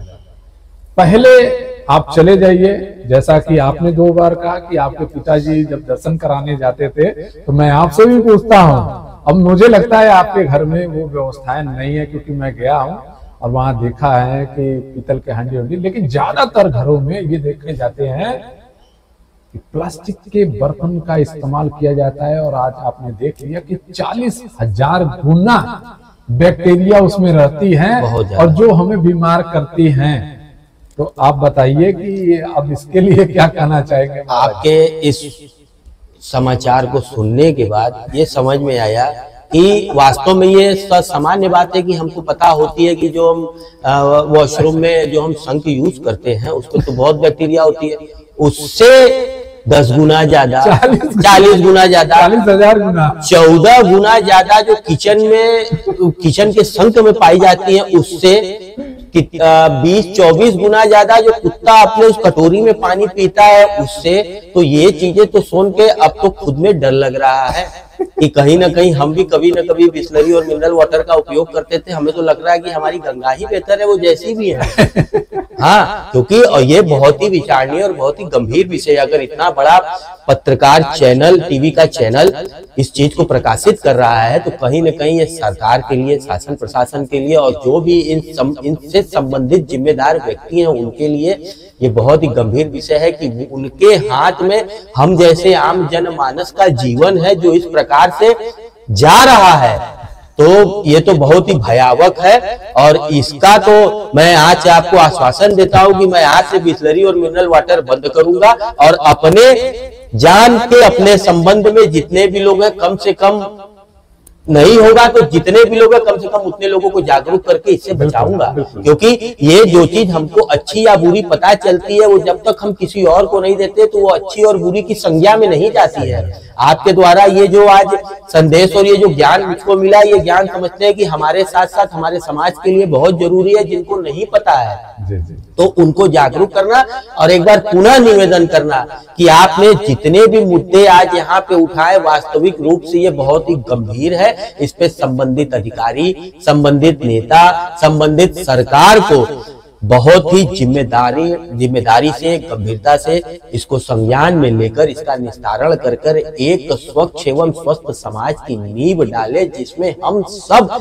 देशवासी, प्रदेशवासी, काशीवासी का आपको पूर्ण समर्थन रहेगा, क्योंकि ये बहुत ही जरूरी मुद्दा है। भगवान गीता में भगवान कृष्ण ने भी कहा है कि तुमको अगर मेरी, अर्जुन से कहा कि अगर तुमको मेरी आराधना, पूजा, सेवा, भक्ति करनी है तो पहले तुम अपने शरीर को स्वस्थ रखो। तुम जितने स्वस्थ रहोगे उतने ही मेरी भक्ति, पूजा, आराधना कर पाओगे। लेकिन इस समाचार को देखने के बाद से तो हमें लगता है कि हम अपने शरीर को स्वस्थ नहीं बल्कि और ही रोगग्रस्त कर रहे हैं। और कब इस रोगग्रस्त की चपेट में आके आकस्मिक कुछ भी अनहोनी घट जाए तो ये बहुत ही भयावह है। इसके लिए आपके चैनल के माध्यम से जागरूक कर रहा हूँ कि मिनरल वाटर बंद बोतल का पानी पीना बंद करो। आज भी अगर आपको पीना है तो सुराही, झंझड़ ये सब आज भी मिलते हैं 25, 50, 100 रुपए में। उसको लीजिए, उसमें रख के पानी पीजिए। मान लीजिए ठंडे पानी से, बोतल से कंठ आपका ठंडा होता है और झंझड़ और सुराही की पानी से पिएंगे आपका मन, हृदय ठंडा हो जाएगा और लगेगा कि आपके शरीर को शीतलता मिली। सही बात है महाराज जी। जैसे आपने ये कहा था कि भाई इस पे कोई प्रावधान बनना चाहिए, आपके सामने एक स्लाइड है, मैं पढ़ दे रहा हूं कि single use plastic ban, 1 lakh तक का फाइन और जेल, भारी पड़ेगा प्लास्टिक से बनी इन 19 वस्तुओं का इस्तेमाल। जानिए क्या है नियम। इसको जानने के लिए आप हमारे चैनल पे जाकर विजिट कर सकते हैं और इसमें मैंने शासनादेश के साथ पूरा विस्तृत में एक प्रस्तुति बनाया हूं जो आप लोगों के लिए है। मित्रों जाके जरूर देखिएगा। और जितने भी आज बात हो रहे हैं स्लाइड के माध्यम से वो हमारे एनजीओ केएमवीएस फेसबुक पेज और एनजीओ केएमवीएस यूट्यूब चैनल पे पड़े हुए हैं। केवल आपको जाना है, अपने देखना है और अपने नियर डियर लोगों को दिखाना है। ये काम आपको करना है। महाराज जी मैं एक बात जानना चाहता हूं कि अभी पिछले जनवरी की बात है, जनवरी में मकर संक्रांति आती है, पतंग उड़ने शुरू हो जाते हैं। चाइनीज मांझा का बहुत बड़ा व्यापार होता है, वो भी सरकार ने बैन कर दिया है। अभी तक सरकार सोई हुई थी, चाहे जिसकी भी सरकार हो, मैं यहाँ पे भी खंडन करूंगा, चाहे जिसकी भी सरकार हो। लेकिन अगर कार्य अगर बंद नहीं हुआ है, जो प्रतिबंधित चीज है अगर बंद नहीं हुआ है तो कहीं ना कहीं जिम्मेदार तो है ही, शासन और प्रशासन दोनों जिम्मेदार है। जब एक पुलिस वाले का गला कटा तब आप देखा होगा कि ड्रोन उड़ा के छतों की तलाशी ली जा रही थी। तो आप बताइए कि जो फैक्ट्री है महाराज जी, सबसे बड़ी बात है कि अगर फैक्ट्री ही बंद करा दिया जाए तो लोगों को मिलेगा क्यों? जाहिर सी बात है। अब एक बात ये बताइए कि 1 लाख तक का फाइन है, जेल है, हम कहें कि 2-4 मिला को जेल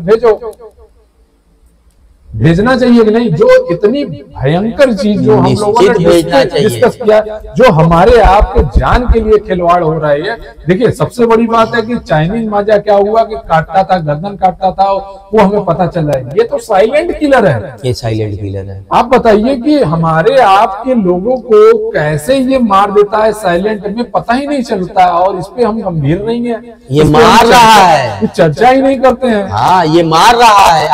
आज हमको आपके चैनल के माध्यम से इन प्लास्टिक और पानी के बैक्टीरिया और इन सब चीजों के वायरस और इन चीजों के बारे में जान के लगा कि मैं समाज में कुछ ऐसे लोगों से संपर्क में हूं जिनका ऐसा कोई लेना देना नहीं था इस दुनिया को छोड़ के जाने का, लेकिन वो आकस्मिक कोई बीमारी आई और बॉडी के सारे पार्ट फेल हो गए। ऐसी कौन सी बीमारी है? ये कहीं ना कहीं ये बीमारियां जो है इन्हीं के माध्यम से आ रही हैं। जो 5% आपने बताया प्लास्टिक, माइक्रो प्लास्टिक के जो कण हैं, उसका जो हवा के माध्यम से आना, हफ्ते में 5 ग्राम प्लास्टिक इनटेक कर रहे हैं, हवा के माध्यम से आना, ये होना, उसके बाद प्लास्टिक बैन होने के बाद 1 लाख जैसा जुर्माना होने के बाद भी समाज में धड़ल्ले से प्लास्टिक का इस्तेमाल होना। काशी विश्वनाथ जैसे ज्योतिर्लिंग मंदिर में जो पूरे विश्व में अपनी एक नाम, एक छाप रखता है, वहां पे भी खुलेआम प्लास्टिक के बर्तनों, थैलियों का और बकेट का इस्तेमाल करना। तो ये हमको नहीं लगता है कि अगर आप एक तरफ से इसका इस्तेमाल करवा रहे हैं और दूसरी तरफ से आके किसी को पकड़ के इसका विरोध कर रहे हैं। आप अच्छे या बुरे कार्य की शुरुआत अपने घर से करिए ना। आप अपने घर को पहले सफा करिए, आपका सामने रहने वाला पड़ोसी भी आपसे थोड़ा प्रभावित होगा। अब यहाँ तो चक्कर है कि घर हम सफाई नहीं कर रहे हैं, बाकी मोहल्ले में निकल गए तो किसी के यहाँ गंदगी निकली तो उसको जेल भेज देंगे। तो ये जेल भेजना भी कानूनन नहीं है। जो जिम्मेदार है, जिम्मेदार कौन है? जो बेच रहा है वो नहीं। महाराज जी, एक चीज मैं आपको इस डिस्कशन में बता देना चाहता हूँ कि ये जेल का प्रावधान उन लोगों के लिए है जो इसकी फैक्ट्री डाले हैं, जो इसकी बिक्री कर रहे हैं, ठीक है। हालांकि उपयोग करता है, उपयोगकर्ता को आप पेनाल्टी से वो कर सकते हैं। महाराज जी, मेरा ये कहना है कि भाई जब इसके मैन्युफैक्चरिंग को ही बंद करा दिया जाए, जो बंद कराने के लिए सरकार और प्रशासन जिम्मेदार है, अगर उसको ही बंद करें, हम कह रहे हैं कि हम जब सप्लाई काट देंगे तो डिमांडें कहाँ रह जाएगी। डिमांड और सप्लाई का ही गेम होता है। देखिए, डिमांड तो ऑलरेडी रहेगा क्योंकि ये रच बन चुका है। आज प्लास्टिक हम पूरी जीवन से नहीं निकाल सकते, लेकिन कुछ ऐसी चीजें हैं जो सिंगल यूज प्लास्टिक है, जिसको भारत सरकार ने 19 प्रोडक्ट बैन किए हो, कहीं ना कहीं बैन है, तो उसके लिए अवेयर तो हम लोग कर ही रहे हैं, लेकिन उसकी फैक्ट्री तो बंद होनी चाहिए ना। उसके लिए निश्चित बंद होनी चाहिए, लेकिन ये फैक्ट्रियां क्यों नहीं बंद हो रही? तो मैं आपको यही बताना चाह रहा हूँ कि जिम्मेदार वो नहीं है जो वर्तमान समय में उन चीजों को रख के बेच रहा है। जिम्मेदार तो वो है कि जो फैक्ट्री कंपनियों को बंद नहीं करा रहा है। हाँ। जिस प्रकार से हमको पता है कि गुटखा खाने से कर्क रोग होता है, कैंसर होता है, जागरूक लोग करते हैं, सबको पता है, लेकिन क्या कभी सरकार ने गुटखा बंद कर दिया? ना गुटखा मिलेगा, ना हम खाएंगे, ना कर्क रोग होगा, ना कैंसर होगा। तो बातें कहीं ना कहीं यहाँ से भी जुड़ती है ना। हमारा ये नहीं का, हमारा स्पष्ट कहना है कि आज किसी भी दुकानदार के पास, किसी भी जगह पे अगर इन चीजों का प्रयोग हो रहा है, उस पर अगर किसी भी प्रकार की नकेल नहीं कसी जा रही है, तो कहीं ना कहीं इसमें संबंधित जिम्मेदारी की गलतियां हैं। या किसी भी प्रकार का अगर सजा देना तो संबंधित जिम्मेदारी को दो, जिम्मेवार व्यक्ति को दो, जिसकी जिम्मेदारी है कि ऐसा कार्य ना हो। तो उससे कहीं ना कहीं समाज सजग भी होगा। और विनय न माने जल जड़ गए 3 दिन बीत, बोले राम सकोप बस भय बिन होए न प्रिय। आप थोड़ा सा भय तो लाइए इसके प्रति, अपने अधिकारियों को जिम्मेदार दोषी ठहरा के देखिए। समाज खुद ही उस भय के मारे उस चीज का प्रयोग नहीं करेगा और अच्छे चीजों का प्रयोग करेगा। महाराज जी, जैसे मैं बात कर रहा हूँ, आपने ये चीजें कही बहुत अच्छी है। मैंने एक लेटर भी लिखा हुआ है नगर निगम को। नगर निगम जरा सा भी ये नहीं सोचा कि इस पे एक बार चर्चा करें। और सबसे बड़ी बात यह है कि ये इतना बड़ा विषय है, इस विषय पे नगर आयुक्त को मैंने लेटर लिखा, यहाँ तक कि मेयर साहब से मैं मिलने गया तो मेयर साहब ने केवल एक ही बात कही कि आप इसके डिस्कस के लिए आप नगर आयुक्त के पास चले जाइए। तो मैंने कहा ठीक है सर। मैं नगर आयुक्त से मैंने वार्ता की और मेरे साथ एक वाराणसी क्या मतलब राष्ट्रीय लेवल के अखबार के जो यूनिट हेड है उनसे मेरी बात हुई थी इस कैंपेन के बारे में। अब मैंने उसको बकायदा चिट्ठी लिख के नगर आयुक्त को भेजा, लेकिन उस पर कोई डिस्कशन नहीं। आप नीचे के कुछ अपने अधिकारियों को, आपने एक अधिकारी संदीप शर्मा हमारे यहाँ है, उन्होंने कहा क्या क्या करेंगे, कैसे क्या करेंगे आप बता दीजिए। अरे मैं कैसे आपको बता दूं भाई, वो विस्तृत चर्चा एक यूनिट हेड है, वो आपसे मिलना चाहते हैं, तो हम कह रहे हैं कि आप उनसे मिलवा दीजिए और बातें जो भी होगी डिस्कशन हो जाए। आज तक कुछ भी नहीं। और हमने भी अपने पॉडकास्ट के माध्यम से, जैसे स्वामी विवेकानंद ने कहा है कि बेटा एकला चलो, तो एकला चलो पे ही मैं विश्वास करके अपनी इस ज्योति को आगे लेकर चलता। महाराज जी, एक नगर निगम की एक और टॉपिक है, उस पर मैं चर्चा करना चाहता हूँ। वाराणसी शहर पर कूड़ा फेंकने वालों की फोटो खींच कर भेजे, नगर निगम से इनाम पाए। इस पे आप थोड़ी सी अपनी प्रतिक्रिया दीजिएगा, मैं उस पे 2 प्रतिक्रियाएं आपसे पूछूंगा, प्रश्न पूछूंगा, बताइए। सड़क पे कूड़ा फेंकने वालों की फोटो खींचकर भेजे, नगर निगम से इनाम पाए। आप इस लाइन को जब पढ़ते हैं तो आप मुझे ये बताइए कि जिन मुद्दों पे अभी हमारी आपकी चर्चा हुई है, जो प्लास्टिक हुए, जो हमारे नमो घाट पे जमीन धंस गए, इन सब चीजों पे अगर प्रतिबंध लगाने के लिए सरकार ऐसी कोई मुहिम चला दे तो क्या वो उचित नहीं रहेगा? सड़क पे कौन कूड़ा फेंक रहा है, गली में कौन कूड़ा फेंक रहा है, आपको पता है? मैं आपके इसी बनारस के एक छोटे से मोहल्ले का जिक्र करूंगा, जिसके पार्षद हमारे ये हैं अजीत सिंह जी। आपने कभी उनका मोहल्ला घुमा है? आप उनके मोहल्ले में चल जाइए, उनकी पार्षदी जहां तक है, उस पूरे मोहल्ले में गलियों में इतने सीसीटीवी कैमरा लगाए हैं, उसका ऑफिस बनाए हैं कि उस इलाके में रात बिरात महिला संबंधित किसी भी प्रकार की घटना, दुर्घटना, साफ सफाई, गंदगी, कोई भी ऐसी चीज नहीं होती है। ठीक है, तो सजग है। सबसे बड़ी चीज ये है कि आप ये जानिए कि या तो कोई एक ऐसा व्यक्ति को नियुक्त करिए जो उस मोहल्ले को कम से कम सजग जागरूक रखते हुए ऐसे अभियान को करे कि आपको इनाम देने की जरूरत ना हो, पहली चीज। दूसरी चीज, अगर आप इस तरह से इनाम की बात करते हैं तो आप कहीं ना कहीं आस पड़ोस में लड़ाई लगवाने का भी काम करना है। सामने वाला मेरा खींचा, हम उसका फोटो खींच के भेज दिया, उसके बाद पुलिस नगर निगम आई, हमको सम्मान की, कूड़ा पकड़वाए तो सीधे की अरे गुरु आप दिखा में कहियो हम करब।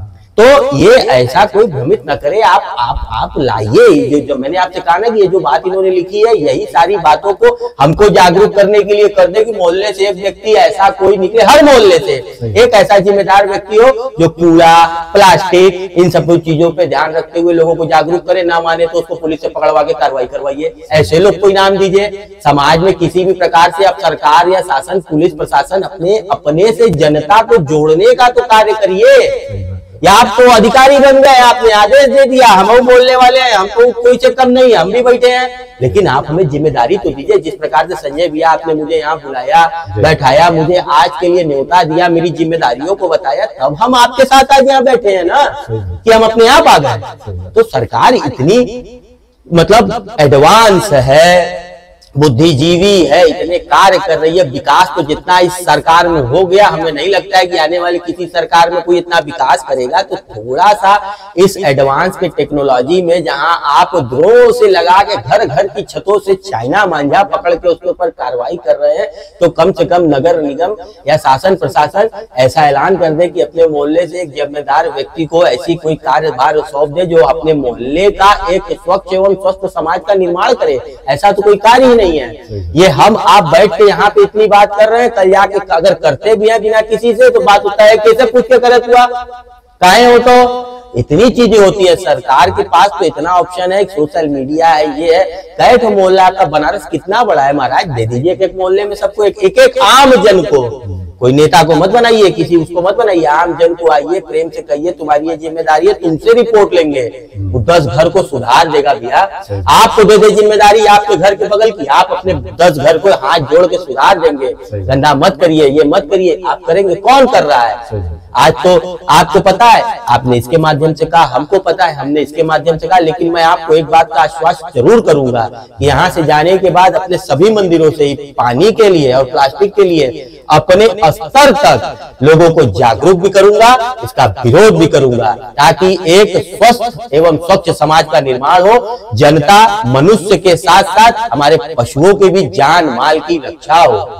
सही बात है। जैसा कि आपने अपनी प्रतिक्रिया दे दी, मैं अपनी प्रतिक्रिया देना चाहता हूं। हालांकि आपने एक बात तो रख दी, देखिए कहीं ना कहीं नगर निगम अगर इस चीज को बढ़ावा दे रहा है तो समाज में वैमनस्यता बढ़ेगी, जो भाईचारा है वो कहीं ना कहीं टूटेगा। तो अब दूसरा पहलू ये है कि आपके पास इनाम बांटने के लिए तो पैसा है, फंड है, ठीक है, सही बात है।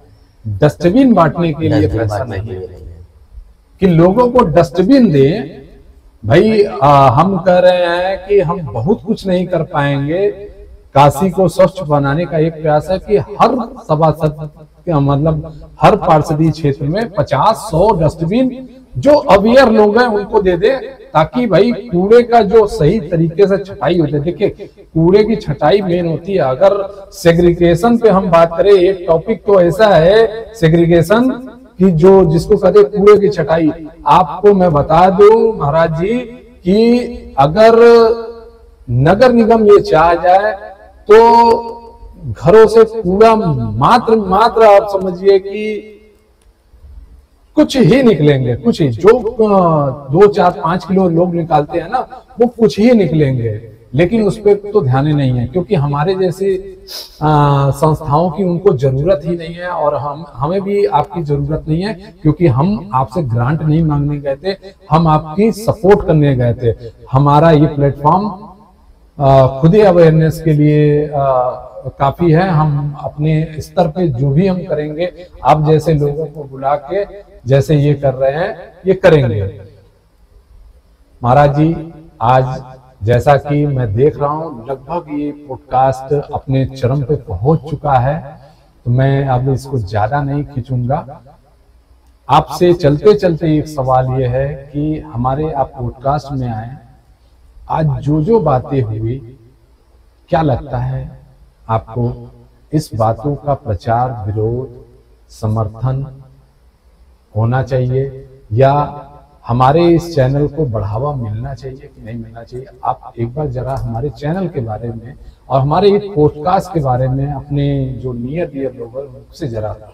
मैं स्पष्ट रूप से आपके इस पॉडकास्ट के बारे में संजय भैया यही कहूंगा कि कहीं ना कहीं लगता है कि मैं भी आपके यहाँ तक आने में इतना देर कर दिया, जिसके कारणवश इतनी दुर्व्यवस्थाओं जिसको हम सब संभाल सकते हैं, जिम्मेदार बन के इसके प्रति लोगों को जागरूक कर सकते हैं, इसके लिए हम खुद जागरूक नहीं थे। आज पॉडकास्ट के माध्यम से जो भी जागरूकता मुझे मिली है, ये बहुत ही लाभदायक है, ना कि सिर्फ हमारे लिए अपितु इस समाज के लिए।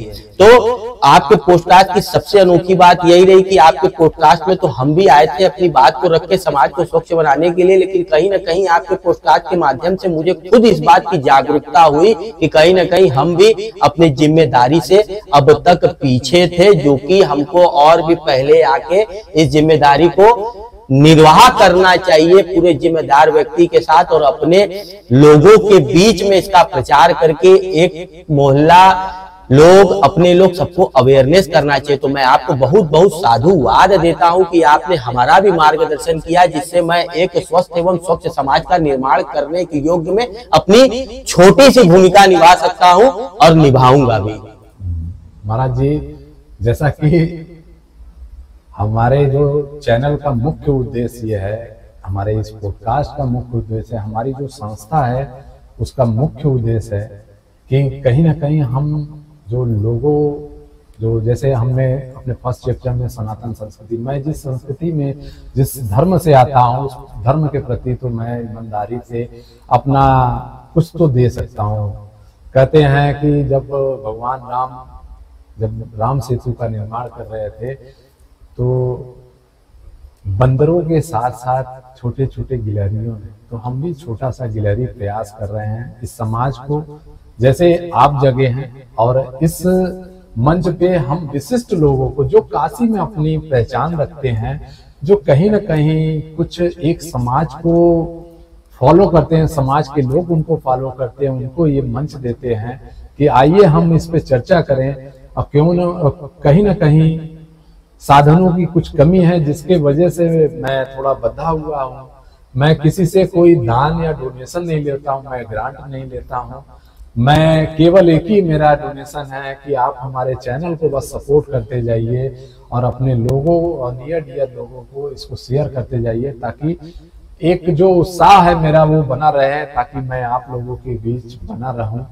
ये एक माध्यम है, और इसी के साथ मैं अपने आज की अतिथि का, मैं अपने और आप लोगों की तरफ से, व्यूअर की तरफ से, मैं महाराज जी बहुत बहुत आपका धन्यवाद करता हूं कि आप हमारे इस चैनल पे आए, अपना बहुत कीमती समय दिया, क्योंकि नवरात्रि का समय है और आप एक बड़े कार्यक्रम में मशगूल है, लेकिन फिर भी जहां काशी की बात आई तो हमारे महाराज जी ने समय निकाला और कहा टाइमली पहुंचे। सबसे बड़ी बात है कि टाइमली आप पहुंच गए और टेस्टिंग हुई और टेस्टिंग के बाद हम लोग लाइव हैं। तो मित्रों, जैसा कि मैं आप लोगों के माध्यम से, चूंकि मेरे पास साधन की कमी है, मैं आप लोग तक नहीं पहुंच पा रहा हूं, तो ये वीडियो एक साधन है। मैं आप लोगों को आमंत्रित करता हूं कि अगर आप वाराणसी जिले में अगर किसी संस्था को लीड करते हैं या किसी संस्थान के आप ऑनर हैं या कुछ आपके फॉलोवर हैं, कुछ भी हैं, तो आइए, ये मंच आपके लिए है। मैं तहे दिल से आपका स्वागत करता हूं। आइए हम सब मिलजुल के, फर्स्ट हाफ में आपकी बातें होंगी और सेकंड में हमारी बातें होंगी। जो पॉडकास्ट का मेन थीम है कि लोगों को, जन जन को जगाना है। तो मित्रों, जैसा कि समय बहुत ज्यादा हो चुका है, मैं समय ज्यादा आप नहीं लूंगा आपका, लेकिन एक चीज हमेशा मैं बार बार कहता हूं कि इस प्रस्तुति को अपने तक मत रखिएगा, क्योंकि ये प्रस्तुति कहीं ना कहीं किसी के जीवन को बचाने के लिए काफी है। तो आप अपने नियर डियर लोगों को इस प्रस्तुति को शेयर करिए और ज्यादा से ज्यादा लोगों को इसको शेयर करिए और हमारे एनजीओ KMBS फेसबुक पेज और एनजीओ KMBS यूट्यूब चैनल को सपोर्ट जरूर करिएगा। हालांकि ये जो लाइव है हमारा namastesu.in जो आध्यात्मिक चैनल है, उसको भी आप जरूर सपोर्ट करिएगा। इन्हीं चंद शब्दों के साथ आज की प्रस्तुति मैं समाप्त करने की आपसे अनुमति लेता हूं और मिलता हूं अगली प्रस्तुति में। और ये आप मुझे ताकत देंगे कि अब कौन इस मंच पे आएगा, उसका टीजर आपके सामने जल्दी ही आएगा। और हमारे एक अतिथि अभी लाइन में लगे हुए हैं, क्योंकि उनका समय नहीं मिल पा रहा है, लेकिन जल्द ही उनका समय आपको जरूर मिलेगा। तो मित्रों, आप स्वस्थ रहिए, मस्त रहिए। इन्हीं चंद शब्दों के साथ मैं अपनी आज की प्रस्तुति को समाप्त करने के लिए आपसे अनुमति लेता हूँ।